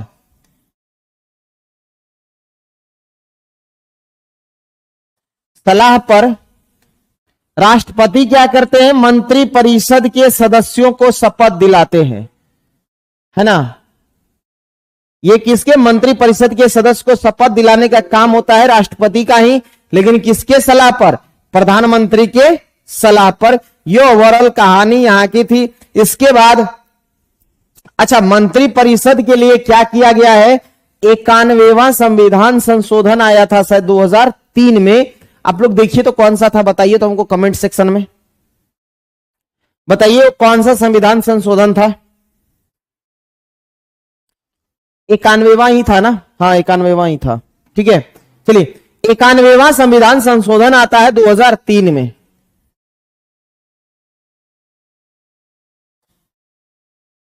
इक्यानवेवां संविधान संशोधन 2003, इसमें साथियों मेंशन किया गया था कि ये जो प्रधानमंत्री सहित काउंसिल ऑफ मिनिस्टर का जो संख्या होगा वो 15% से अधिकतम नहीं होना चाहिए। ठीक है, चाहे आप देखिए ये दोनों जगह के लिए लागू है। कहां के लिए, तो राज्य विधानमंडल में भी और आपका संसद में भी, है ना, दोनों जगह, केंद्र और राज्य विधानमंडल दोनों जगह ये लागू है कि कितने होने चाहिए मंत्री परिषद की संख्या, टोटल ओवरऑल जितने हैं, यानी कि जैसे 545 चुन के आता है तो उसका कितना, 543 चुन के आता तो उसका कितना होना चाहिए,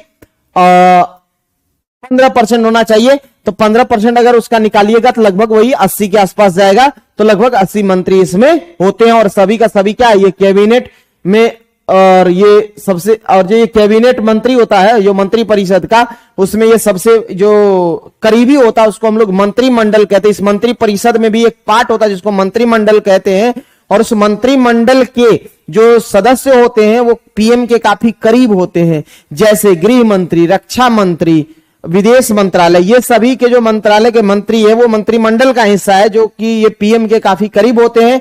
और इनसे हमेशा जो भी निर्णय होता है ये लोग मिलजुल कर लेते रहते हैं। या देखिए यहां भी तो दिया हुआ था, हम बेकार यहां पे कर रहे थे। 91वां संविधान संशोधन होता है 2003 में, जिसमें क्या किया गया है, सीटों की संख्या कितना कर दिया, 15% से अधिक नहीं, है ना, 15% से अधिक नहीं होना चाहिए। यह बात 91वां संविधान संशोधन में किया गया है। क्लियर है? चलिए अब बढ़ते थोड़ा सा आगे। अब देखिए साथियों, आ गया यहां पे राष्ट्रपति की कहानी, है ना। राष्ट्रपति की अगर हम बात करें तो ये क्या होते हैं, राष्ट्र का अध्यक्ष होते हैं। इसके साथ साथ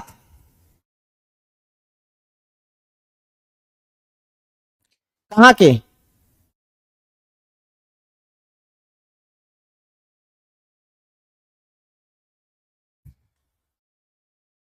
देश के प्रथम नागरिक भी कौन होते हैं, राष्ट्रपति होते हैं। अरे भाई, देश के प्रथम नागरिक ये भी कौन होते हैं, राष्ट्रपति होते हैं। अच्छा, ये राष्ट्रपति शब्द का यूज सबसे पहली बार कौन किए थे, तो वो किए थे डॉक्टर श्यामा प्रसाद मुखर्जी। ठीक है, ये आपसे पूछेगा कि राष्ट्रपति शब्द का प्रयोग, है ना, यहां लिख देते हैं शब्द का प्रयोग, शब्द का प्रयोग पहली बार कौन किए थे, तो डॉक्टर श्यामा प्रसाद मुखर्जी किए थे राष्ट्रपति शब्द का प्रयोग पहली बार। ठीक है, और भारत के पहले राष्ट्रपति कौन थे, आप लोग को पता है कौन थे, डॉक्टर राजेंद्र प्रसाद थे, है ना। चलिए, अच्छा, भारत में एक राष्ट्रपति होगा, इसका बात कहां पे लिखा हुआ है, आर्टिकल 52 में लिखा हुआ है कि भारत में एक राष्ट्रपति होगा। राष्ट्रपति क्या होगा, राष्ट्रीय अध्यक्ष होगा, और उसके बाद देश के प्रथम नागरिक होंगे। ये बातें कहां पे मेंशन किया हुआ है, तो ये बातें साथियों किया हुआ है आपका आर्टिकल 52 में, है ना। देश के सभी कार्य क्या होगा, राष्ट्रपति के नाम से होता है। देश के जितने भी सरकारी कामकाज है ये सबका सब किसके नाम से होता है, तो राष्ट्रपति के नाम से होता है। कहिएगा सर ये कहां लिखा हुआ है, तो ये भी हम यहां लिख देते हैं, ये आर्टिकल 77 में इसका बात की गई है। कहां पे है, अनुच्छेद 77 में ऐसा लिखा हुआ है कि देश के सभी काम जो प्रधानमंत्री करेंगे वो किनके नाम से करेंगे, तो राष्ट्रपति के नाम से करेंगे। ठीक है, ये मेंशन अनुच्छेद 77 में किया गया है। हम 78 भी बताएंगे, याद दिलाइएगा खाली आगे। अब देखिए यहीं पे लिखा हुआ है राष्ट्रपति शब्द का प्रयोग सबसे पहले कौन किया था, श्यामा प्रसाद मुखर्जी ने किया था, है ना। अच्छा, चलिए आर्टिकल 78 यहीं पे बता देते हैं, जगह तो है ना। अनुच्छेद 78 कहता है कि राष्ट्र प्रधानमंत्री के कर्तव्य को दिखाता है, पीएम का कर्तव्य है ना, पीएम का क्या है, कर्तव्य है।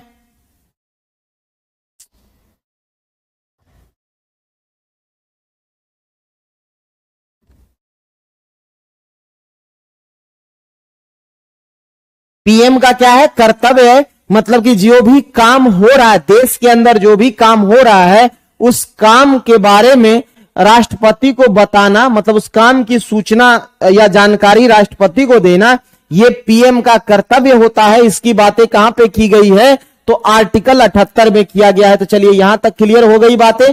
चलिए ठीक है, अब थोड़ा सा बढ़ते हैं आगे। चलिए अब ये और क्या होते हैं, तीनों सेनाओं का प्रमुख राष्ट्रपति होते हैं। अच्छा, संसद में पारित विधेयक, देखिए क्या होता है कि संसद के दोनों सदनों में अगर कोई विधेयक पारित हो जाए, ठीक है, अगर दोनों सदनों में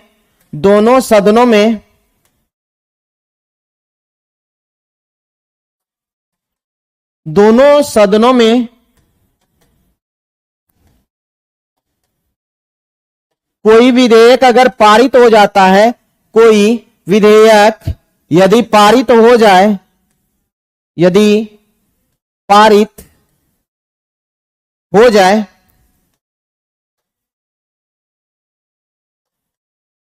जब तक इस पे राष्ट्रपति की मंजूरी नहीं होगी तब तक वो अधिनियम नहीं बनेगा। क्या हुआ? जब तक इस पे ये नहीं करेंगे तब तक ये अधिनियम नहीं बनेंगे, है ना। और आपको पता है जब लोकसभा या राज्यसभा में पेश किया जाता है उसे विधेयक या बिल कहते हैं। बिल पर अगर राष्ट्रपति की हस्ताक्षर हो जाती, मंजूरी दे देती है, तो ये क्या बन जाता है? आपका अधिनियम बन जाता है। अच्छा, राष्ट्रपति के वीटो पावर की शक्ति आप लोग को पता है आर्टिकल 111 में है ना। किसी भी बिल पे वो लोग जो वीटो पावर की शक्ति का यूज करता है वो आर्टिकल 111 में इसका मेंशन किया गया है ना। चलिए, वीटो पावर का प्रयोग आर्टिकल 111 के अंतर्गत करता है, याद रखिएगा आप लोग, ठीक है ना। चलिए, इतनी बातें हो गई। अब थोड़ा सा हम और बात करेंगे इसमें, ठीक है। अब क्या क्या बात करेंगे इसको हम मिटा दें। चलिए, अब हम आपको क्या कर रहे हैं, इससे संबंधित जितने आर्टिकल है आपका, बात करें किसका? राष्ट्रपति का, वो टोटल हम एक जगह क्लियर कर दे रहे हैं, ठीक। यहीं पे लिखेंगे, आपको क्लियर कर देते। इसको मिटा दे, बोलिए, हटा दे इसको। चलिए, हटा देते हैं।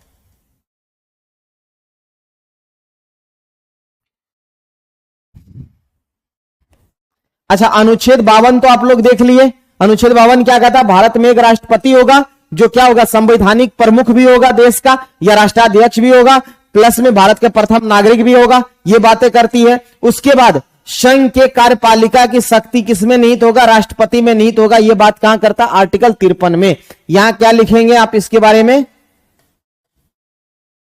संघ कार्यपालिका की शक्ति,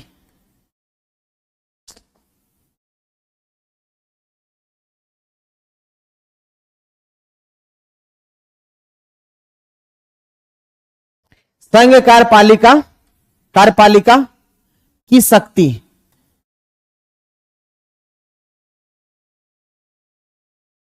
राष्ट्रपति में निहित होता है, ठीक है। यह बात क्या हो गया? आर्टिकल 53 में यह बात मेंशन किया गया है कि संघ के कार्यपालिका की शक्ति राष्ट्रपति में निहित होता है। आप लोग नोट कर सके तो नोट कर लीजिए, लिख लीजिए। अनुच्छेद 53 में क्या लिखा हुआ है कि संघ कार्यपालिका की शक्ति किसमें निहित है? तो राष्ट्रपति में निहित है। क्लियर है? चलिए, अब आगे बढ़ते हैं। अब हम लोग बात करेंगे, यहां से आता है 53 तो हो गया, 54 पे आते हैं। अनुच्छेद 54 जो है ना साथियों, ये किससे बात करता है? इसके निर्वाचक मंडल के बारे में बात करता है। किसके बारे में करता है? तो निर्वाचक मंडल के बारे में बात करता है ना। ये किसके बारे में बात करता है? तो निर्वाचक मंडल के बारे में बात करता है। अच्छा, निर्वाचक मंडल में बातें इसमें क्या क्या किया गया है कि इनके जो निर्वाचन में भाग लेते हैं वो भाग कौन कौन लेते हैं बताइएगा। जो निर्वाचन में भाग लेने वाले हैं, भाग लेने वाले कौन कौन है बताइएगा। इसमें कौन कौन आते हैं? लोकसभा, है ना, प्लस राज्यसभा, प्लस राज्य के विधानसभा, है ना, स्टेट विधानसभा, ठीक है। ये तीनों के निर्वाचित सदस्य इसमें भाग लेते हैं। क्यों लेते हैं? तीनों के निर्वाचित सदस्य इसमें भाग लेते हैं। निर्वाचित याद रखिएगा, इसमें मनोनीत नहीं रहता है। लोकसभा, विधानसभा और लोकसभा, राज्यसभा और राज्य विधानसभा के सिर्फ इसमें निर्वाचित सदस्य भाग लेते हैं। किसमें? इसके निर्वाचक मंडल में। अच्छा, अनुच्छेद 55 में क्या लिखा है देख लेते हैं। अनुच्छेद 55 कहता है निर्वाचन की रीति। ये क्या कहता है? निर्वाचन की रीति क्या है? निर्वाचन की रीति मतलब, ये निर्वाचन की रीति का मतलब समझा दूं आपको कि ये कहता है कि निर्वाचन की रीति कैसा होगा। तो ये होता है एकल संक्रमणीय, एकल संक्रमणीय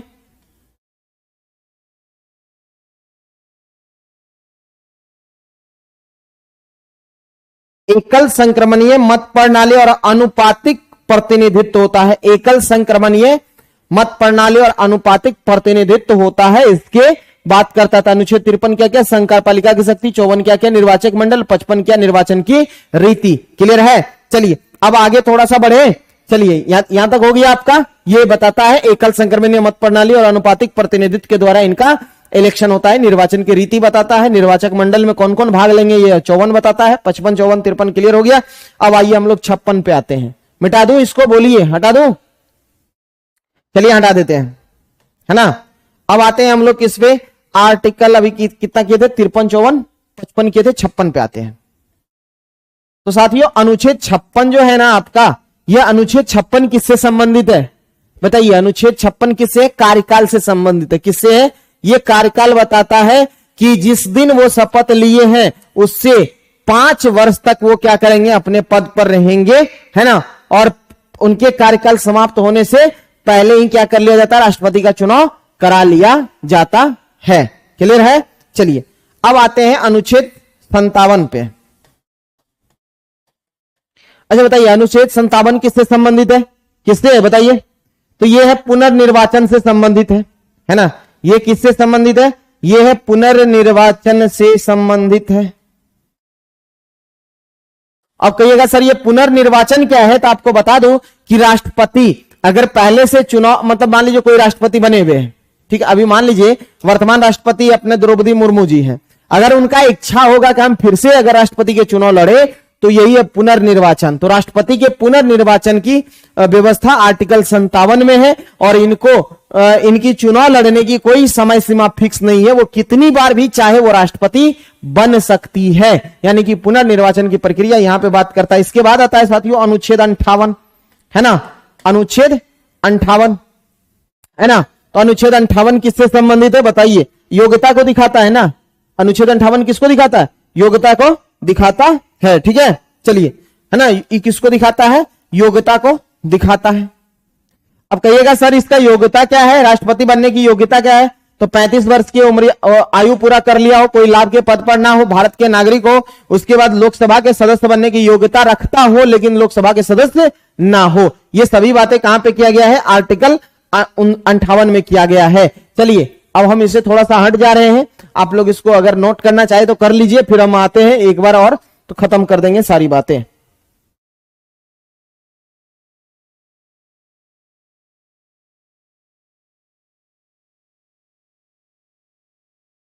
चलिए अब आगे बढ़ते हैं। अब आते हैं यहां पे पद की अनुच्छेद 59। अनुच्छेद 59 क्या कहता है? पद की शर्तें। और इनके पद की जो शर्तें की बात की या पदों की शर्तें की बात की गई वो कहां पे किया गया? आर्टिकल 59 में किया गया है।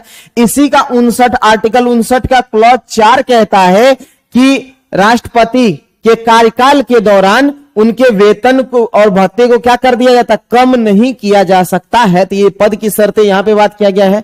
अच्छा 100 से 60 होता है, 100 से आप याद रखिए, 60 में क्या है? शपथ ग्रहण है। क्या है? राष्ट्रपति की शपथ ग्रहण की बातें की गई है। अच्छा याद रखिएगा कि ये तीसरी अनुसूची में राष्ट्रपति के, उपराष्ट्रपति के शपथ ग्रहण और राज्यपाल के शपथ ग्रहण वहां नहीं है, तो इसलिए अनुच्छेद 60 में राष्ट्रपति के शपथ ग्रहण की बातें करती है। 61 आप लोग जानते हैं, 61 किससे है? तो 61 साथियों है किससे? महाभियोग से, है ना। ये किससे संबंधित है? महाभियोग से है, महाभियोग से। और ये महाभियोग जो है राष्ट्रपति पर लगाया जाता है, ये कहां से लिया गया है? अमेरिका के संविधान से लिया गया है महाभियोग की प्रक्रिया। और लास्ट एक बचता है आपका अनुच्छेद 62। कौन बचता है? अनुच्छेद 62। ये किसके लिए है? ये इनके पुनर्निर्वाचन में इसकी संबंधी बोलो, राष्ट्रपति के पद को भरने से संबंधित है ना। ये किससे है? राष्ट्रपति के पदों को भरने से संबंधित है।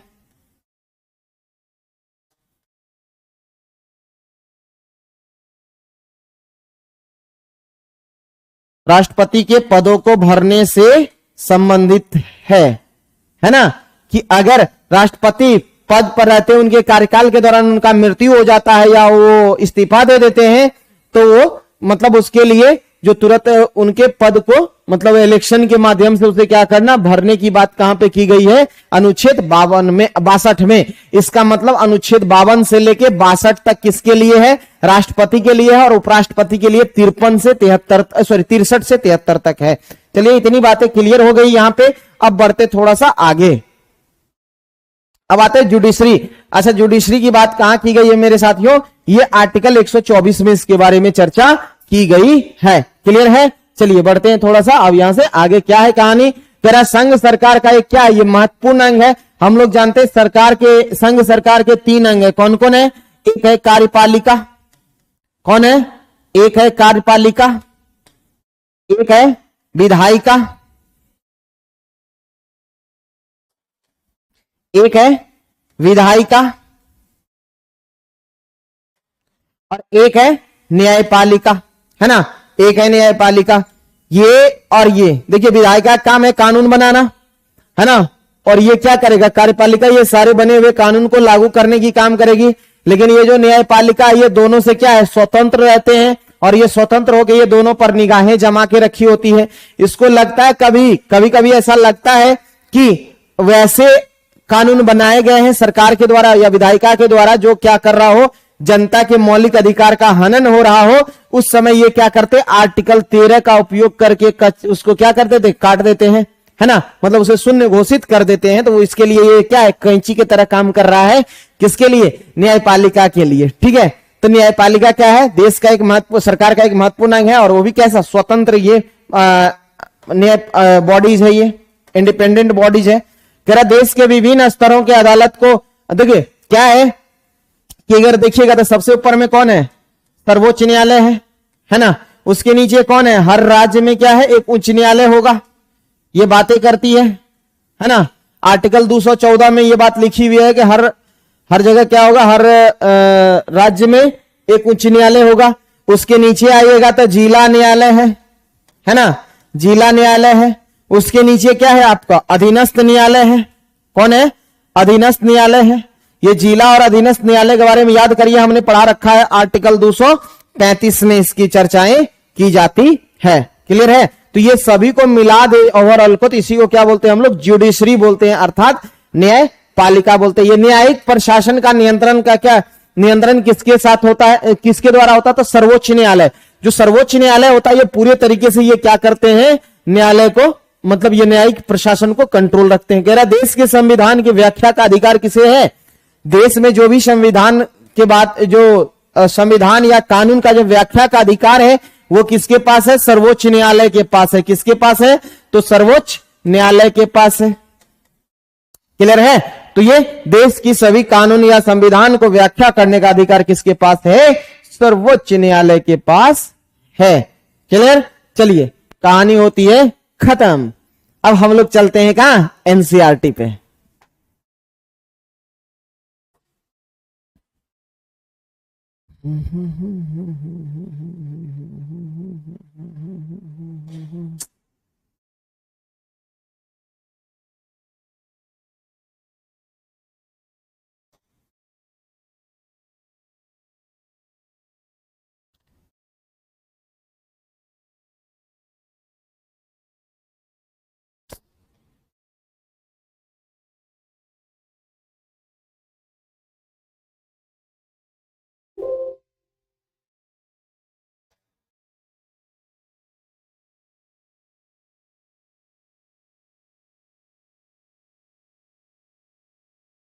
चलिए ये रहा आपके सामने। अरे यार तभी लगा के नहीं गया था, हमको फिर से निकालना।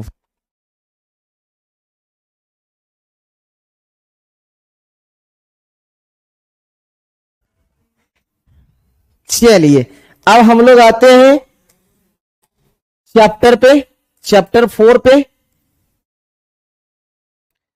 चैप्टर 4 आपका क्या है, देखते हैं।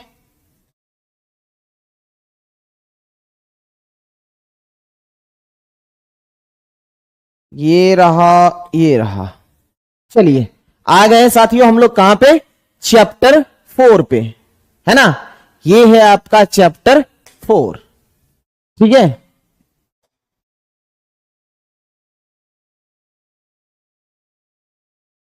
क्या है? संस्थाओं का कामकाज, है ना। ये चैप्टर जिसको हम लोग अब यहां से जानने का कोशिश करेंगे। पहला टॉपिक क्या है देख लेते हैं। कह रहा है क्या कि प्रमुख नीतिगत फैसले कैसे किए जाते हैं। सबसे पहली बात आती है कि कोई भी बड़े एक नीतिगत फैसला लेना होता तो उसको कैसे किया जाता है, हम लोग उसके बारे में बात यहां पे करेंगे। कहानी शुरुआत होती है यहां से। पेन को कर लेते हैं थोड़ा सा पतला ताकि आप लोग को बेहतर दिखे। कह रहा 13 अगस्त 1990 के दिन भारत सरकार द्वारा क्या किया, भारत सरकार ने एक आदेश जारी किया। इसे क्या कहते हैं? कार्यालय ज्ञापन कहते हैं। ठीक है। कह रहा सभी सरकारी आदेशों की तरह इस ज्ञापन पर भी एक संख्या संख्या थी और यह आवेदन की उसी से जाना जाता है, उसी संख्या से जाना जाता है। उस पर देखिए क्या लिखा हुआ था, OM नंबर, है ना। कितना था ये?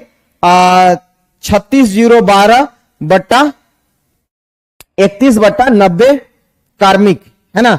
जन शिकायत और पेंशन मंत्रालय के कार्मिक एवं प्रशिक्षण विभाग में एक संयुक्त सचिव ने इस आदेश पर दस्तखत किए थे और ये छोटा सा आदेश, है ना, कह रहा है कि ये एक छोटा सा आदेश था, लेकिन यही आदेश है ना।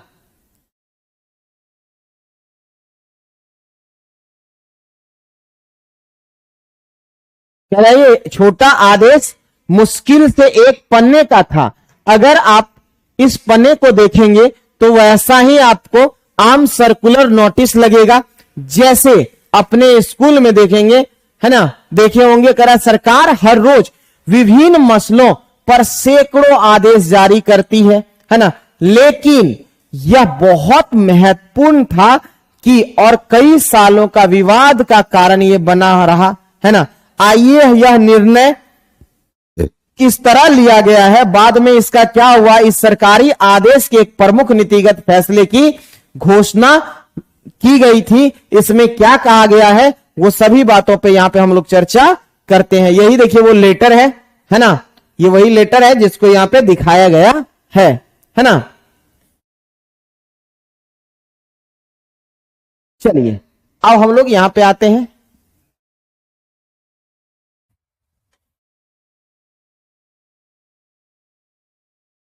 कह रहा है इस भारत सरकार के सरकारी पदों और सेवाओं में कितने परसेंट? 27% रिक्तियां जो सामाजिक एवं शैक्षिक दृष्टि से पिछड़े वर्ग, इसको क्या कहा गया है? देखिए SEBC।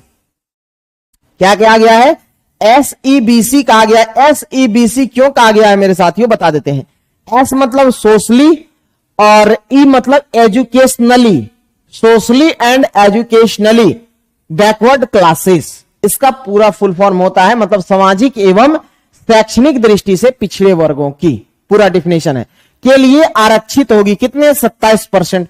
कह रहा अब ये जिन जाति समूहों को सरकार ने पिछड़ा वर्ग मानती है उन्हीं का एक और नाम है क्या? इसी का नाम क्या है? SBC मतलब socially and educationally backward class है ना। और अब तक नौकरी में आरक्षण का लाभ केवल अनुसूचित जाति और अनुसूचित जनजाति को ही मिल रहा था। अब क्या होता है, ये जो SEBC है ये सामाजिक और शैक्षणिक दृष्टि से पिछड़े जो वर्ग है उसके लिए भी ये तीसरी श्रेणी तैयार किया गया था। पहले से मात्र 2 श्रेणी था आरक्षण का, एक कौन था? SC और एक ST के लिए था। अब तीसरा यहां से शुरू हो जाता है कौन? तो आपका ये सामाजिक और शैक्षिक रूप से पिछड़े वर्गों के लिए तैयार की जाती है। कह रहा है इनके लिए कितने परसेंट? 27% अलग से कोटा तैयार किया गया, मतलब आरक्षण का, है ना। और अन्य लोग इन 27% नौकरियों के लिए प्रतियोगिता परीक्षा नहीं कर सकते। मतलब जो जनरली सब आता है वो 27% में सब नहीं आ सकते हैं। ओवरऑल जो SEBC का था उसी को ये मौका था इसमें, मतलब नौकरी में दावेदारी करने का। अब देखिए निर्णय करने वाले ज्ञापन, इस ज्ञापन जारी करने के फैसला किसने किया? जाहिर है कि अकेले उस व्यक्ति ने इतना बड़ा फैसला तो नहीं किया होगा। मान लीजिए क्या ये संयुक्त सचिव क्या अकेले ये फैसला लिए होंगे? बिल्कुल संभव ही नहीं है। कह रहा जिसका हस्ताक्षर उस दस्तावेज पर थे वे अपने मंत्री द्वारा दिए गए निर्देशों को लागू करने वाला अधिकारी था। अर्थात हम कह सकते हैं कि ये जो लागू हुआ था तो ये अपने से नहीं किए थे, ये जो मंत्री के द्वारा दिया गया दिशा निर्देश था उसी को लागू किया और उस पर सिग्नेचर किए, है ना। कार्मिक और प्रशिक्षण विभाग जो है, यहां पे गलत लिखा हुआ है, सुधार लीजिए। कार्मिक और प्रशिक्षण विभाग के मंत्री ने भी यह खुद निर्णय नहीं किया होगा। आप अनुमान लगा सकते हैं कि इतने बड़े निर्णय देश के सभी प्रमुख अधिकारी इसमें शामिल रहे होंगे।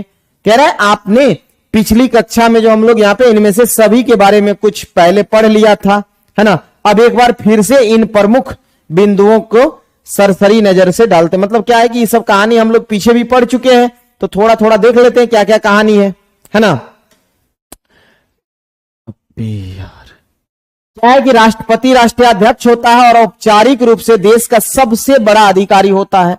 प्रधानमंत्री कौन होता है? सरकार का प्रमुख होता है और दरअसल में सरकार की ओर से ये अधिकांश अधिकारों का ये क्या करता है? इस्तेमाल आपका यही करते हैं, है ना।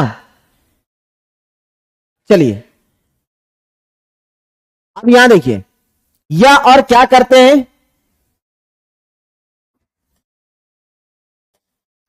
यह सरकारी आदेश को लंबे घटना चक्र का परिणाम था। कह रहे यह सरकारी आदेश क्या था? एक लंबे घटना चक्र का परिणाम था जो 1990 में सोचिए साइन होता है। यह मामला कब का है? देखिए यहां से भारत सरकार ने 1979 में दूसरा पिछड़ी जाति आयोग को क्या किया? गठित किया। और ये किसके अध्यक्षता में किए थे? तो ये बीपी मंडल के अध्यक्षता में किए थे और इस कारण इसे आमतौर पर क्या कहा जाता है? मंडल आयोग कहा जाता है, ठीक है। और इसे भारत के सामाजिक और शैक्षिक दृष्टि से पिछड़े वर्गों की पहचान के लिए कुछ मापदंड ये तय करने में, उनका पिछड़ापन दूर करने के उपाय बताने के लिए ये जिम्मा सौंपा गया था। किसको? ये बीपी मंडल को, ठीक है। और बीपी मंडल की अध्यक्षता में इस समिति को, इस आयोग ने 1980 में अपनी क्या की सिफारिशें, मतलब अपनी रिपोर्ट कब सौंपती है? ये 1980 में। और आयोग द्वारा सुझाए गए उपायों में एक सिफारिश थी कि सरकारी नौकरियों और सामाजिक एवं शैक्षिक दृष्टि से पिछड़े वर्गों के लिए कितने % की आरक्षण किया जाए। तो यह आरक्षण कितने % होना चाहिए? 27% की आरक्षण देना है। इस रिपोर्ट में इनकी सिफारिशें पर संसद में चर्चा हुई और वर्षों तक कई पार्टियां और सांसद इसे लागू करने की मांग करते रहे। फिर क्या होता है? 1989 में जाके लोकसभा का चुनाव होता है 1989 में। देखिए मामला कब शुरू होता है? 1979 में। और सोचिए 1990 में जाके उस पर मोहर लगता है, यानी कि फिर वो बहुत लंबे समय तक चलता है। 1989 में लोकसभा का चुनाव हो जाता है और जनता दल ने अपने चुनाव घोषणा पत्र में वादा किया था कि सत्ता में आने पर वो क्या करेंगे? मंडल आयोग की सिफारिशों को लागू करेंगे, है ना। चुनाव के बाद जनता दल की ही सरकार बनी, मतलब चुनाव जीत, यहां से 1989 में भी जनता दल की सरकार चुनाव जीत जाती है। इस समय जो बीपी सिंह होते हैं, ये बीपी सिंह क्या बनते हैं? प्रधानमंत्री बन जाते हैं, ठीक है।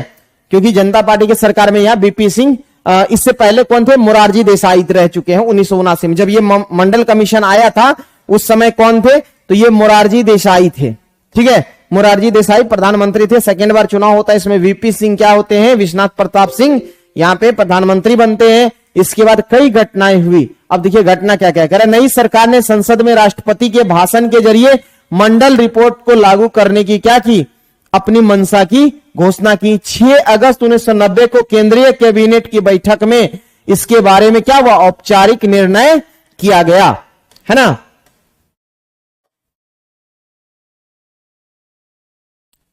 अगले प्रधानमंत्री कौन थे? वीपी सिंह ने बयान के जरिए इस निर्णय के बारे में संसद के दोनों सदनों को क्या किया? सूचित किया। किसके लिए? ये पिछड़ा आयोग का गठन हुआ था 27% आरक्षण के लेकर, जो यहां पे बातें हुई थी उसके बारे में। करा कैबिनेट के फैसले में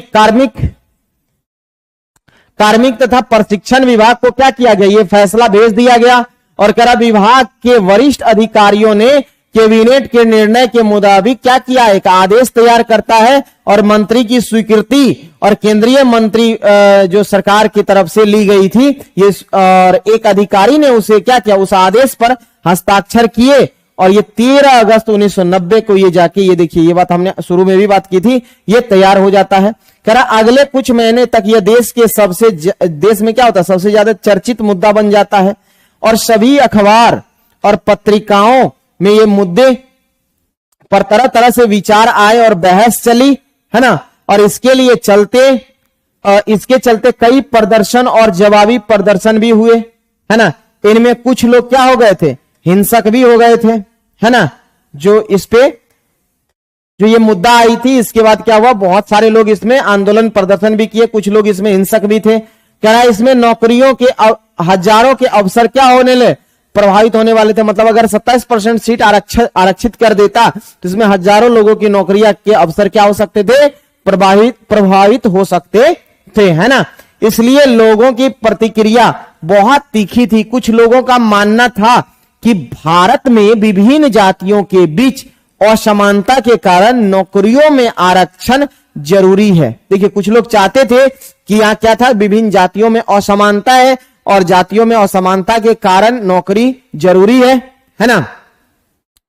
ये मानना था कुछ लोगों का। करा इसमें से उन लोगों को बराबरी में आने का मौका मिलेगा जिनको सरकारी नौकरियों में अभी तक उचित प्रतिनिधित्व नहीं मिला है ना।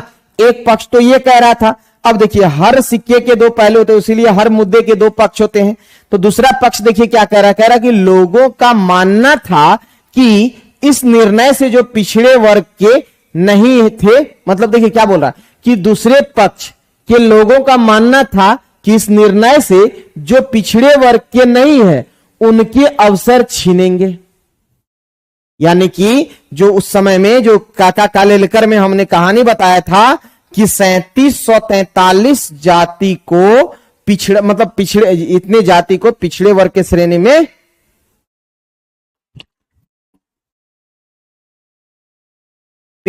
श्रेणी में रखा था। वो कह रहा है कि क्या इसके अलावा जो देश में लोग हैं उसके भी तो अवसर छीने जाएंगे, है ना। अधिक योग्यता होने पर भी उनको नौकरियां नहीं मिलेगी। कुछ लोगों का मानना था कि इससे जातिवाद बढ़ेगा जिससे देश की प्रगति और एकता पर क्या होगा, असर पड़ेगा। यह निर्णय अच्छा था या नहीं, इस अध्याय में हम क्या करेंगे, इसके बारे में बात नहीं करेंगे। हम इस उदाहरण को यहां सिर्फ समझाने के लिए यहां पे बताया गया है देश के प्रमुख निर्णय कैसे लिए जाते हैं, बात इसी का था करा और उन्हें कैसे लागू किया जाता है। फिर इस विवाद के निपटारा किसने किया, आप जानते हैं कि सरकारी निर्णय से उठने वाले जो सवाल होते हैं इस पर कौन निपटारा करेंगे, तो बैठे हुए बेचारा सुप्रीम कोर्ट, न्यायपालिका, इसी सब को लेके कि कोई मुद्दा लेके तो आओ देख लेंगे। देखिए यहां पे कह रहा विवादों का निपटारा कौन करेंगे, सर्वोच्च न्यायालय और उच्च न्यायालय करते हैं। इस आदेश के विरोधी कुछ लोगों और संस्थाओं ने अदालतों पर कई मुकदमे अदालतों में दायर किए और उन्होंने कुछ अदालत से इस आदेश को अवैध घोषित करके लागू होने और रोकने की अपील की और भारत के सर्वोच्च न्यायालय ने इन सभी मुकदमों को क्या किया, एक साथ जोड़ दिया और मुकदमे को क्या नाम दिया, इंदिरा साहनी एवं अन्य बनाम भारत सरकार। जो ये मुद्दा कब आता है, 1992 में, ठीक है। और सर्वोच्च न्यायालय ने 11 सबसे वरिष्ठ जो न्यायाधीश था, दोनों पक्षों के दलीलें सुनी गई। मतलब कि ये सर्वोच्च न्यायालय का 11 जजों की बेंच बैठी इंदिरा साहनी वाद 1992 में। इसमें क्या हुआ कि इस पे दलीलें सुनी गई और कह रहा है, यहां देखिए कह रहा उन्होंने 1992 में बहुमत से फैसला किया कि भारत सरकार का यह आदेश अवैध नहीं है, लेकिन सर्वोच्च न्यायालय ने सरकार से उसके मूल आदेश में कुछ संशोधन करने को कहा। उसने कहा कि पिछड़े वर्ग के अच्छी स्थिति वाले लोगों को आरक्षण का लाभ नहीं मिलना चाहिए। यहीं पे याद करिए, हमने कुछ देर पहले आपसे बात किया था, जो यहां पे क्रीमी लेयर का जो बात होता है, यहां पे यहीं पे किया गया था क्रीमी लेयर का बात, क्या कि जो अच्छी स्थिति में है उसे आरक्षण का लाभ, ये जो 27% है, उसे नहीं मिलना चाहिए। कह रहा उसी के मुताबिक 8 सितंबर 1993 को कार्मिक एवं प्रशिक्षण मंत्रालय ने एक और आदेश जारी किया और यह विवाद क्या हो गया, सुलझ गया, और तभी से इस नीति पर अमल किया जा रहा है। तो आपको बता दूं कि ये पिछड़ा वर्ग से संबंधित कितने आयोग बने हैं, तो 3। पहला कौन था, 2 आयोग बने हैं, तीसरा तो केस आया था। पहला बना था आपका काका कालेलकर समिति, जो 29 जनवरी 1953 को गठित होता है ना। उसमें 3743 जाति को उसमें पंजीकृत किया गया था जो सामाजिक और शैक्षिक रूप से पिछड़े हैं। इसमें क्या किया गया था, 27% आरक्षण का प्रावधान किया गया था पिछड़े वर्गों के लिए। फिर इस पे क्या होती है, हल्ला होता है, बहस होती है, संघर्ष होता है, आंदोलन होता है, फिर क्या होता है, केस होता है ना। ढेर सारे लोग याचिका दायर करते हैं, सर्वोच्च न्यायालय सभी मुद्दे को एक साथ जोड़ देते हैं और जोड़ के इंदिरा साहनीवाद एवं अन्य बनाम भारत सरकार 1992 में इस मामला को सुनते हैं और ये 11 जजों की बेंच होते हैं और ये सुनकर जो फैसला आता है वो 27% के हक में आता है। लेकिन एक मुद्दा रखा गया कि वहां जो व्यक्ति इस आरक्षण मतलब ये अच्छी स्थिति में है, पिछड़े वर्ग के लोग अच्छी स्थिति में है, उसे आरक्षण नहीं मिलना चाहिए। जो आपको दिखता है क्या, क्रीमी लेयर की बात इसमें की गई थी। देखिए कह रहा है कि आरक्षण के मामले में किसने क्या किया, सर्वोच्च न्यायालय ने क्या किया, मंडल आयोग की सिफारिश को लागू की औपचारिक घोषणा की। कैबिनेट क्या करता, आदेश जारी करने के लिए लागू किया था। राष्ट्रपति ने 27% आरक्षण देने का फैसला किया, सरकारी अधिकारी इसे वैध करार दिया। अब देखिए राजनीतिक संस्था की बात करते हैं। राजनीतिक संस्थाओं की आवश्यकता, हमने उदाहरण में देखा कि सरकार कैसे काम करती है और किसी देश को चलाने में इस तरह की कई गतिविधियां शामिल होती है। मिसाल के तौर पर सरकार ने नागरिकों की सुरक्षा को सुनिश्चित करने और सबको शिक्षा और स्वास्थ्य की सुविधाएं मुहैया कराने की जिम्मेदारी किसकी होती है, सरकार की होती है ना। वह कर इकट्ठा करती है, कौन, सरकार। इसे सेना और पुलिस तथा विकास कार्यक्रमों पर क्या करता है, खर्च किया जाता है। वह विभिन्न कल्याणकारी योजना बनाते हैं, कौन, सरकार, और उन्हें क्या करते हैं, लागू करती है ना। कुछ व्यक्तियों को इन गतिविधियों को चलाने के लिए क्या करना होता है, फैसला करना होता है ना। और देखिए कुछ के लिए क्या होता है, तो कुछ लोगों ने इन्हें क्या करता है, कुछ लोगों को इन्हें लागू कराना होता है। देखिए कुछ आदमी इस पे फैसला, जैसे विधायक का काम क्या है, फैसला लेना, उसे तैयार करना, लागू कराना किसका काम है, कार्यपालिका का काम है। तो इसे लागू कराना होता है। अगर इन फैसलों को या फिर से लागू करने में कोई विवाद उठता है तो यह तय करने वाला कोई भी होना चाहिए, क्या सही है क्या गलत है। इस सब के लिए यह जानना जरूरी है कि कौन किस काम को करने के जिम्मेदार है। यह भी जरूरी है कि भले ही प्रमुख पदों पर बैठे लोग बदल जाए, लेकिन ये गतिविधियां जारी रहे। लिहाजा सभी आधुनिक लोकतांत्रिक देशों में इन कामों को देखने के लिए विभिन्न संस्थाएं क्या की गई, विभिन्न व्यवस्थाएं की गई है। इस तरह व्यवस्थाओं को क्या कहा गया है, संस्थाएं कहते हैं। मतलब जो अलग अलग विभाग है, आप देखेंगे कि मंत्री हमेशा बदलते रहते हैं, लेकिन उसका सेक्रेटरी जो सचिव होता है वो नहीं बदलते, क्योंकि सचिव अस्थायी होता है, वो अस्थायी कार्यपालिका है और उसे नियुक्त किया जाता है। करा कोई भी लोकतंत्र ठीक से काम करता है जब ये संस्थाएं अपने काम को क्या करेंगे, अच्छी तरीके से काम को करेंगे, है ना।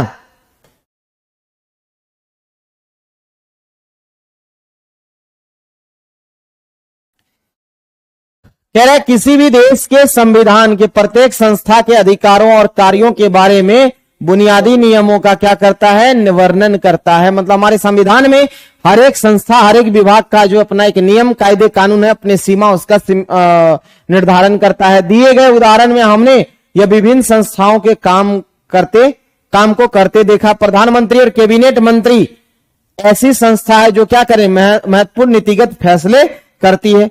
मंत्रियों द्वारा किए गए फैसले को लागू करने और उपाय के लिए एक निकाय के रूप में नौकरशाह या जिम्मेदार होता है, जिसको हम लोग क्या कहते हैं, ब्यूरोक्रेट्स कहते हैं, है ना। और फिर सर्वोच्च न्यायालय में वह संस्था है जो नागरिक और सरकार के बीच के विवाद को अंततः क्या करते हैं, सुलझाए जाते हैं। कह रहा आप इस उदाहरण में दूसरी संस्थाओं के बारे में सोच सकते हैं, है ना, और उनकी भूमिका क्या है ना। कह रहा है इस संस्थाओं के काम करना, मतलब इस संस्थाओं के साथ काम करना आसान नहीं है ना। और कह रहा है संस्थाओं के साथ कायदे कानून से जुड़े हैं, है ना। ये सभी के सभी क्या है कि संस्था जो है कायदे कानून से जुड़े हुए, कानून से बाहर रहकर कोई काम नहीं कर सकते हैं। इसमें नेताओं के हाथ क्या हो सकते हैं, बंध सकते हैं। संस्थाओं की अगर हम बात करें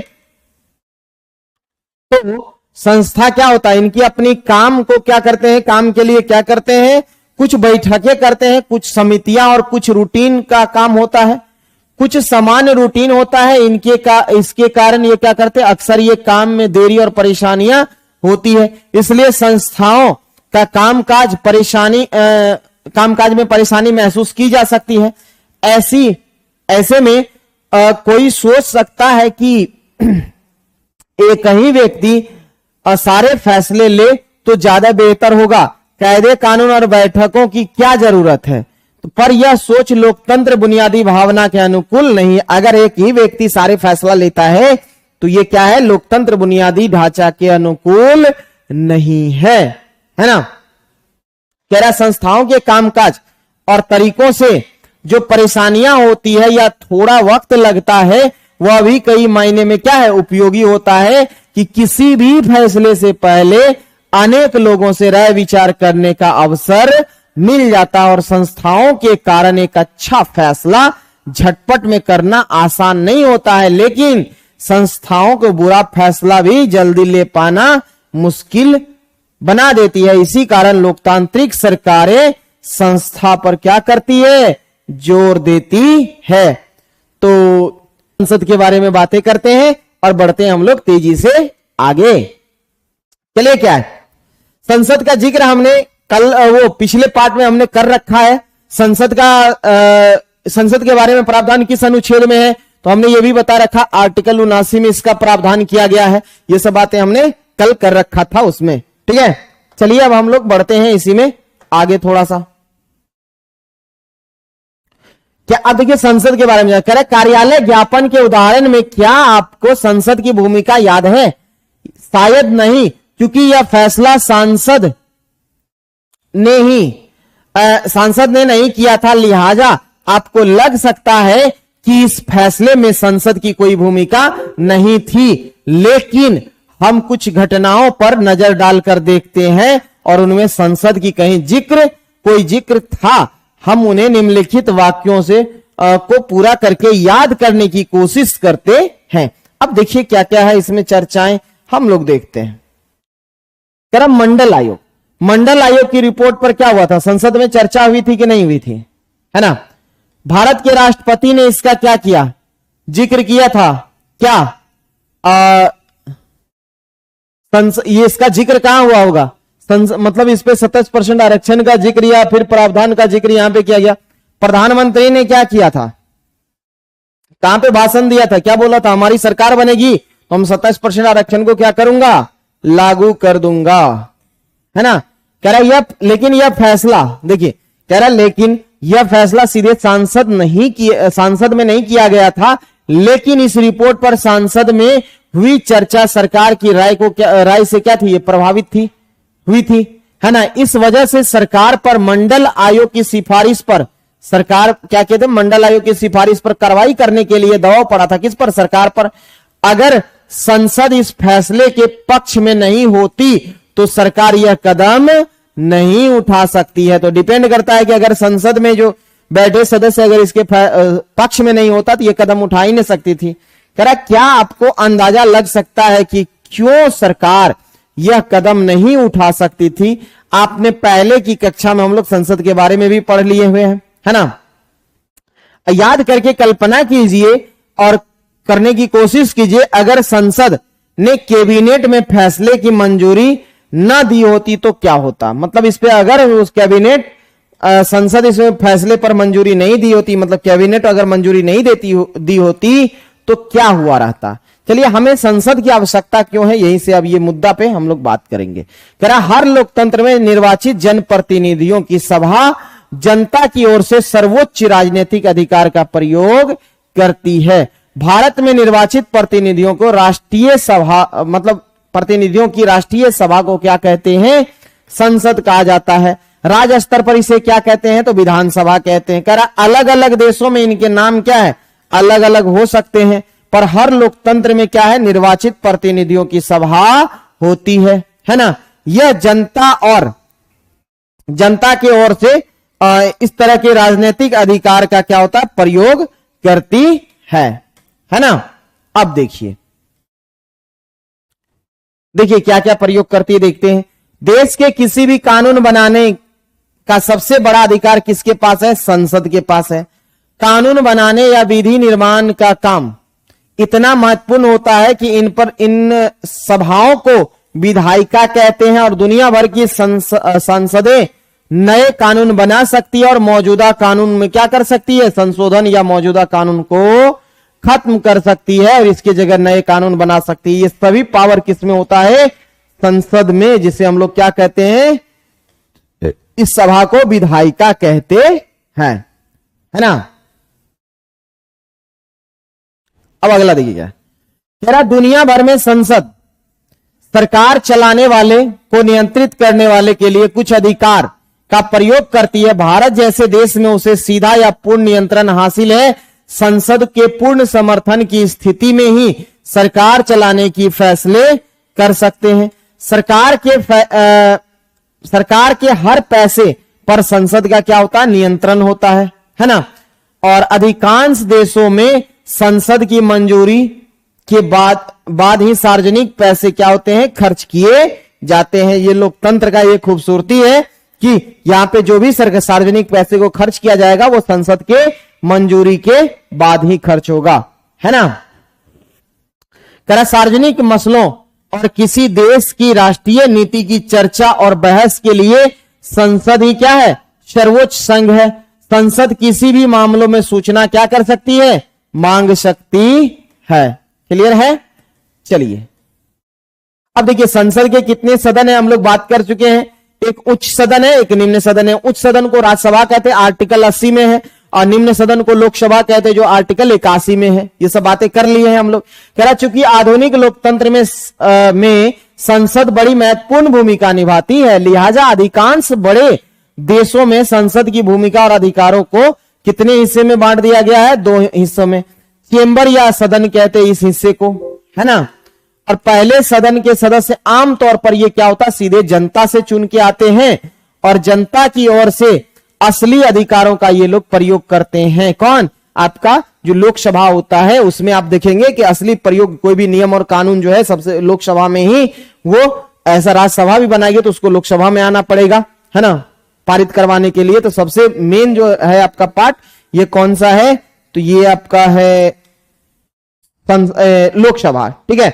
अब दूसरे सदन के सदस्य अमूमन परोक्ष रूप से चुने जाते हैं और कुछ विशेष काम करते हैं। दूसरे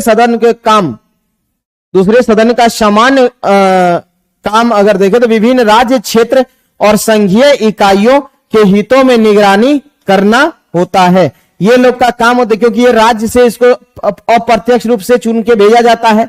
इनका काम ही होता है कि राज्य के हित में क्या करना? निगरानी करना, है ना।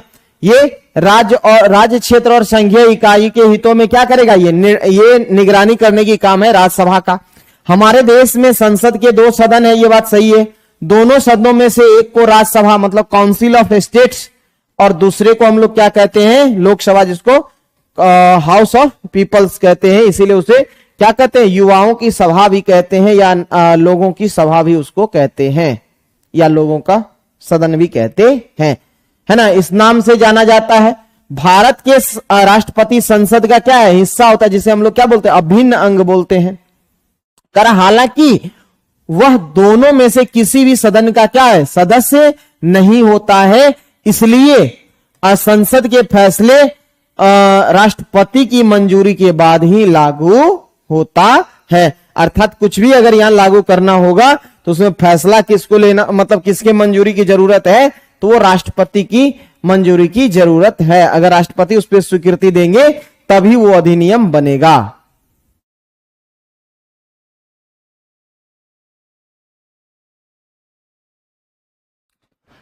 हम लोगों ने कह रहा है पिछली कक्षा में अपने भारतीय संसद के बारे में अध्याय 4 में आपको पता चल गया था कि लोकसभा का चुनाव कैसे होता है। सांसद दोनों सदनों के गठन में प्रमुख अंतर का याद करते हैं और इन मामलों को हम लोग लोकसभा और राज्यसभा में अलग अलग जवाब देना है। कह रहा है क्या कि कुल सदस्यों की संख्या कितनी होती है ना। तो लोकसभा में हमने बता रखा है कितना होता है 200, अधिकतम कितना होता है, सॉरी लोकसभा में अधिकतम कितना है 550 है, वर्तमान में 543 है, ठीक है। और राज्यसभा में बात करेंगे तो 250 अधिकतम होता है, वर्तमान में कितना है 245 है ना। 233 चुन के आता है और 12 का क्या होता है मनोनयन होता है। सदस्यों का चुनाव, सदस्यों को कौन चुनता है, तो राज्यसभा में आपको पता है कि अप्रत्यक्ष रूप से विधानसभा के सदस्य द्वारा चुना जाता है, जबकि लोकसभा में सीधे जनता के द्वारा चुना जाता है। सदस्य इनका कार्यकाल कितना होता था आपको बता दूं कि जो राज्यसभा का लोकसभा का होता है उसका 5 साल का होता है और विधानसभा का कितने साल, सॉरी लोकसभा का 5 साल और राज्यसभा का 6 साल का होता है। कह रहा है क्या सदन को हमेशा भंग किया जा सकता है या वह अस्थायी है।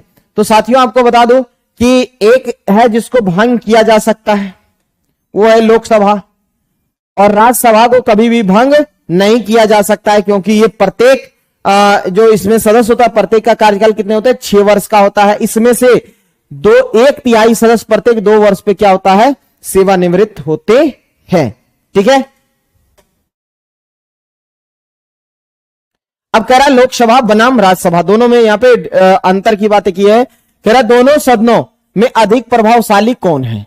कह रहा राज्यसभा को कभी कभी अपर हाउस और लोकसभा को कभी कभी लोअर हाउस भी कहा जाता है, इसीलिए इसे युवाओं का सदन भी कहते हैं। किसको, लोकसभा को, क्योंकि इसमें आप देखेंगे इसमें जो भी आपको दिखेंगे थोड़ा बुजुर्ग टाइप के दिखते हैं, इसीलिए इसे बुजुर्गों का सदन कहा गया है इसे।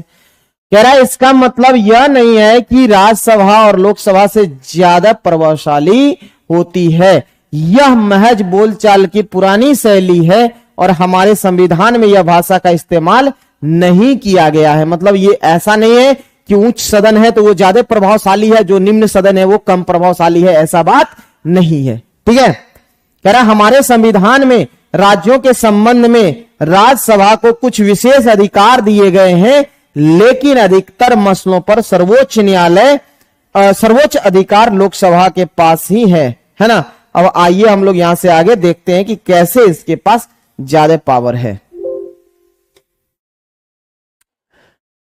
कह रहा किसी भी सामान्य कानून को पारित करने के लिए दोनों सदनों की जरूरत होती है, लेकिन अगर दोनों सदनों के बीच कोई मतभेद हो तो अंतिम फैसला दोनों के संयुक्त अधिवेशन के द्वारा अधिवेशन में किया जाता है। इसमें दोनों सदनों के सदस्य क्या करते, एक साथ बैठते हैं और सदस्यों की संख्या अधिक होने के कारण इस तरह की बैठक में क्या होती है।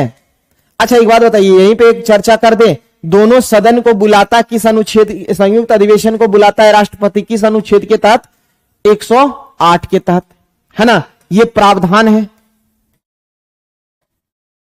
आपसे पूछेगा इसमें जो चलने वाली प्रक्रिया है, अगर हम बात करें कि इसमें संयुक्त अधिवेशन की प्रक्रिया किसमें है, तो याद रखिएगा अनुच्छेद कौन सा है, अनुच्छेद 118 में इसके संयुक्त अधिवेशन की प्रक्रिया की बातें की गई है। अच्छा संयुक्त अधिवेशन की अध्यक्षता कौन करेगा, लोकसभा अध्यक्ष करेगा, यह बात हमने बता रखा है आपको।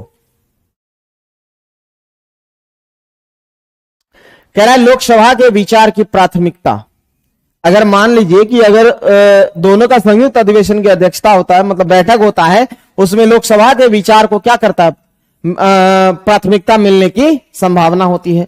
लोकसभा पैसे के मामले में अधिक अधिकारों का प्रयोग करती है और लोकसभा में सरकार बजट या पैसे से संबंधित कोई भी कानून पारित हो जाए तो राज्यसभा उसे खारिज नहीं कर सकती है।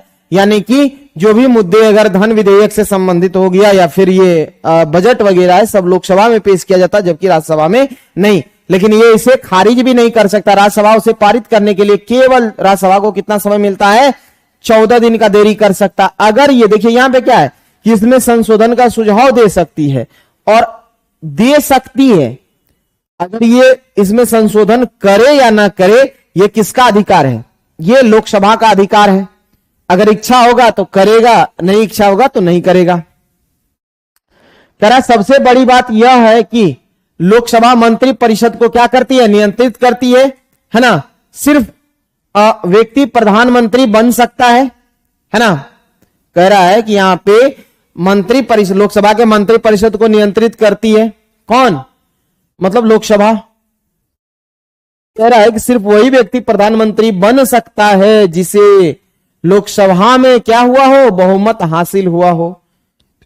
यदि आधे से अधिक, मतलब कितना, 50% प्लस 1 से अधिक अगर बहुमत हासिल है तो वो क्या कर सकते हैं, लोकसभा के सदस्य उन्हें कह दे कि उन्हें मंत्री परिषद पे विश्वास नहीं है तो प्रधानमंत्री समेत सभी मंत्रियों को पद छोड़ना पड़ेगा। इसका मतलब हम समझा देते। देखिए क्या होता है कि बहुमत दल का नेता क्या होता है, सत्ता में आ जाता है ना, जिसको 50% प्लस 1 से अधिक है। अगर उसको बहुमत हासिल नहीं है तो क्या करेगा, इसके लिए अविश्वास प्रस्ताव लाता है, और विश्वास प्रस्ताव अगर पारित हो गया तो उसमें सरकार गिर जाती है, यानी कि प्रधानमंत्री समेत अन्य मंत्री को पद छोड़ना पड़ेगा। लेकिन राज्यसभा को यह अधिकार हासिल नहीं है ना। तो ये था ओवरऑल क्या आपका, ये डिफरेंस था किसका, राज्यसभा और लोकसभा में।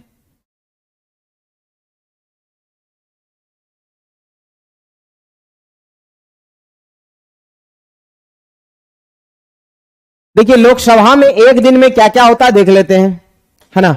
बात कर रहा है कि जो 14वीं लोकसभा था ना, लोकसभा के कार्यकाल में 7 दिसंबर 2004 को एक समान दिन था। आइए हम लोग इस पे गौर करेंगे और इस सदन में इस दिन क्या हुआ, इस दिन की कार्रवाई के आधार पर संसद की भूमिका और अधिकारों की पहचान अपनी कक्षा के इस कार्रवाई के अभिनय से करते हैं। क्या है देखते हैं। 11 बजे, ये दिन का सुबह का 11 बजे का टाइम है। इसमें विभिन्न मंत्रियों ने सदस्यों द्वारा पूछे गए करीब कितने 250 प्रश्नों का क्या होता है, लिखित जवाब दिए थे। मतलब यहां पे लिख के जवाब दिए थे, इस प्रश्नों में शामिल थे। कश्मीर के आतंकवादी समूहों से बातचीत के बारे में सरकार की नीति क्या है, पुलिस और आम लोगों के द्वारा अनुसूचित जनजातियों के खिलाफ किए गए अत्याचारों के आंकड़ा को बताएं। इसीलिए इसे 11 से 12 के बीच के समय को बाबू इसको क्या कहा जाता है, प्रश्नकाल कहा जाता है। ठीक है, ये बीच का समय क्या होता है, प्रश्नकाल होता है।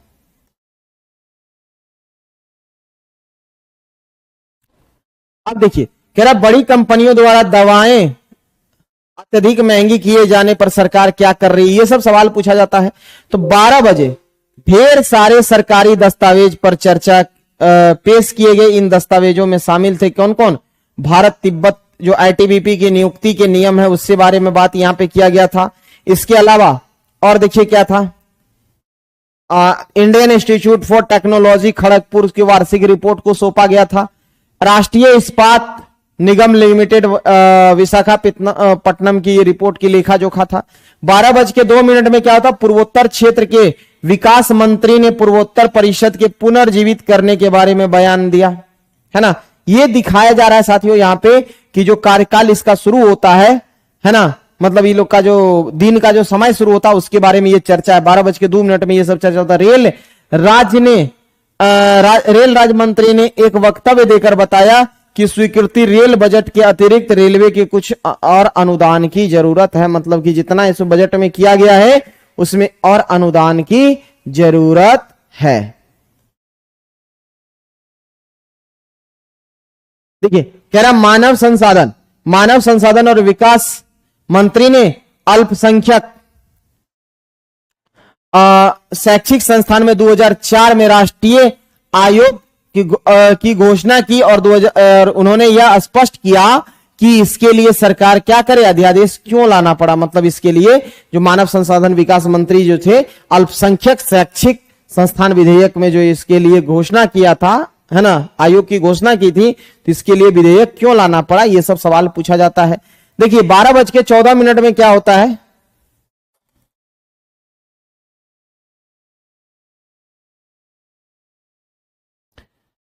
कई मुद्दों को उठाया, सदस्यों ने कुछ मुद्दों को उठाया और जिनमें से शामिल थे तहलका मामले में कुछ नेताओं के खिलाफ क्या हुआ, मामले दर्ज करने के लिए सीबीआई जो केंद्रीय अन्वेषण ब्यूरो है इसकी प्रतिशोधात्मक रवैया के बारे में बात किया। फिर संविधान में एक आधिकारिक भाषा के रूप में राजस्थानी को शामिल करने की जरूरत है, इसकी बात उठाई गई। आंध्र प्रदेश में किसानों और कृषि मजदूरों और बीमा नीतियों के नवीनीकरण के बारे में चर्चा उठाया।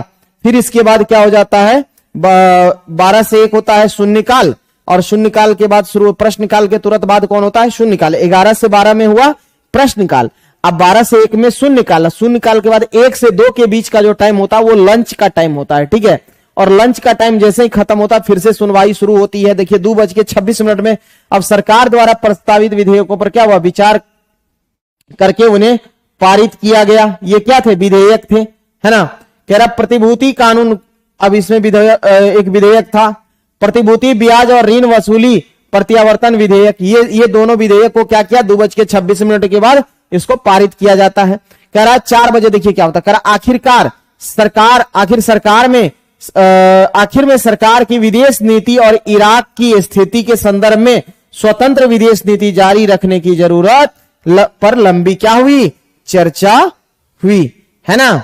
अब देखिए क्या होता है, 7:17 में चर्चा क्या हो जाती है, समाप्त हो जाती है और सदन अगले दिन तक के लिए स्थगित हो जाता है।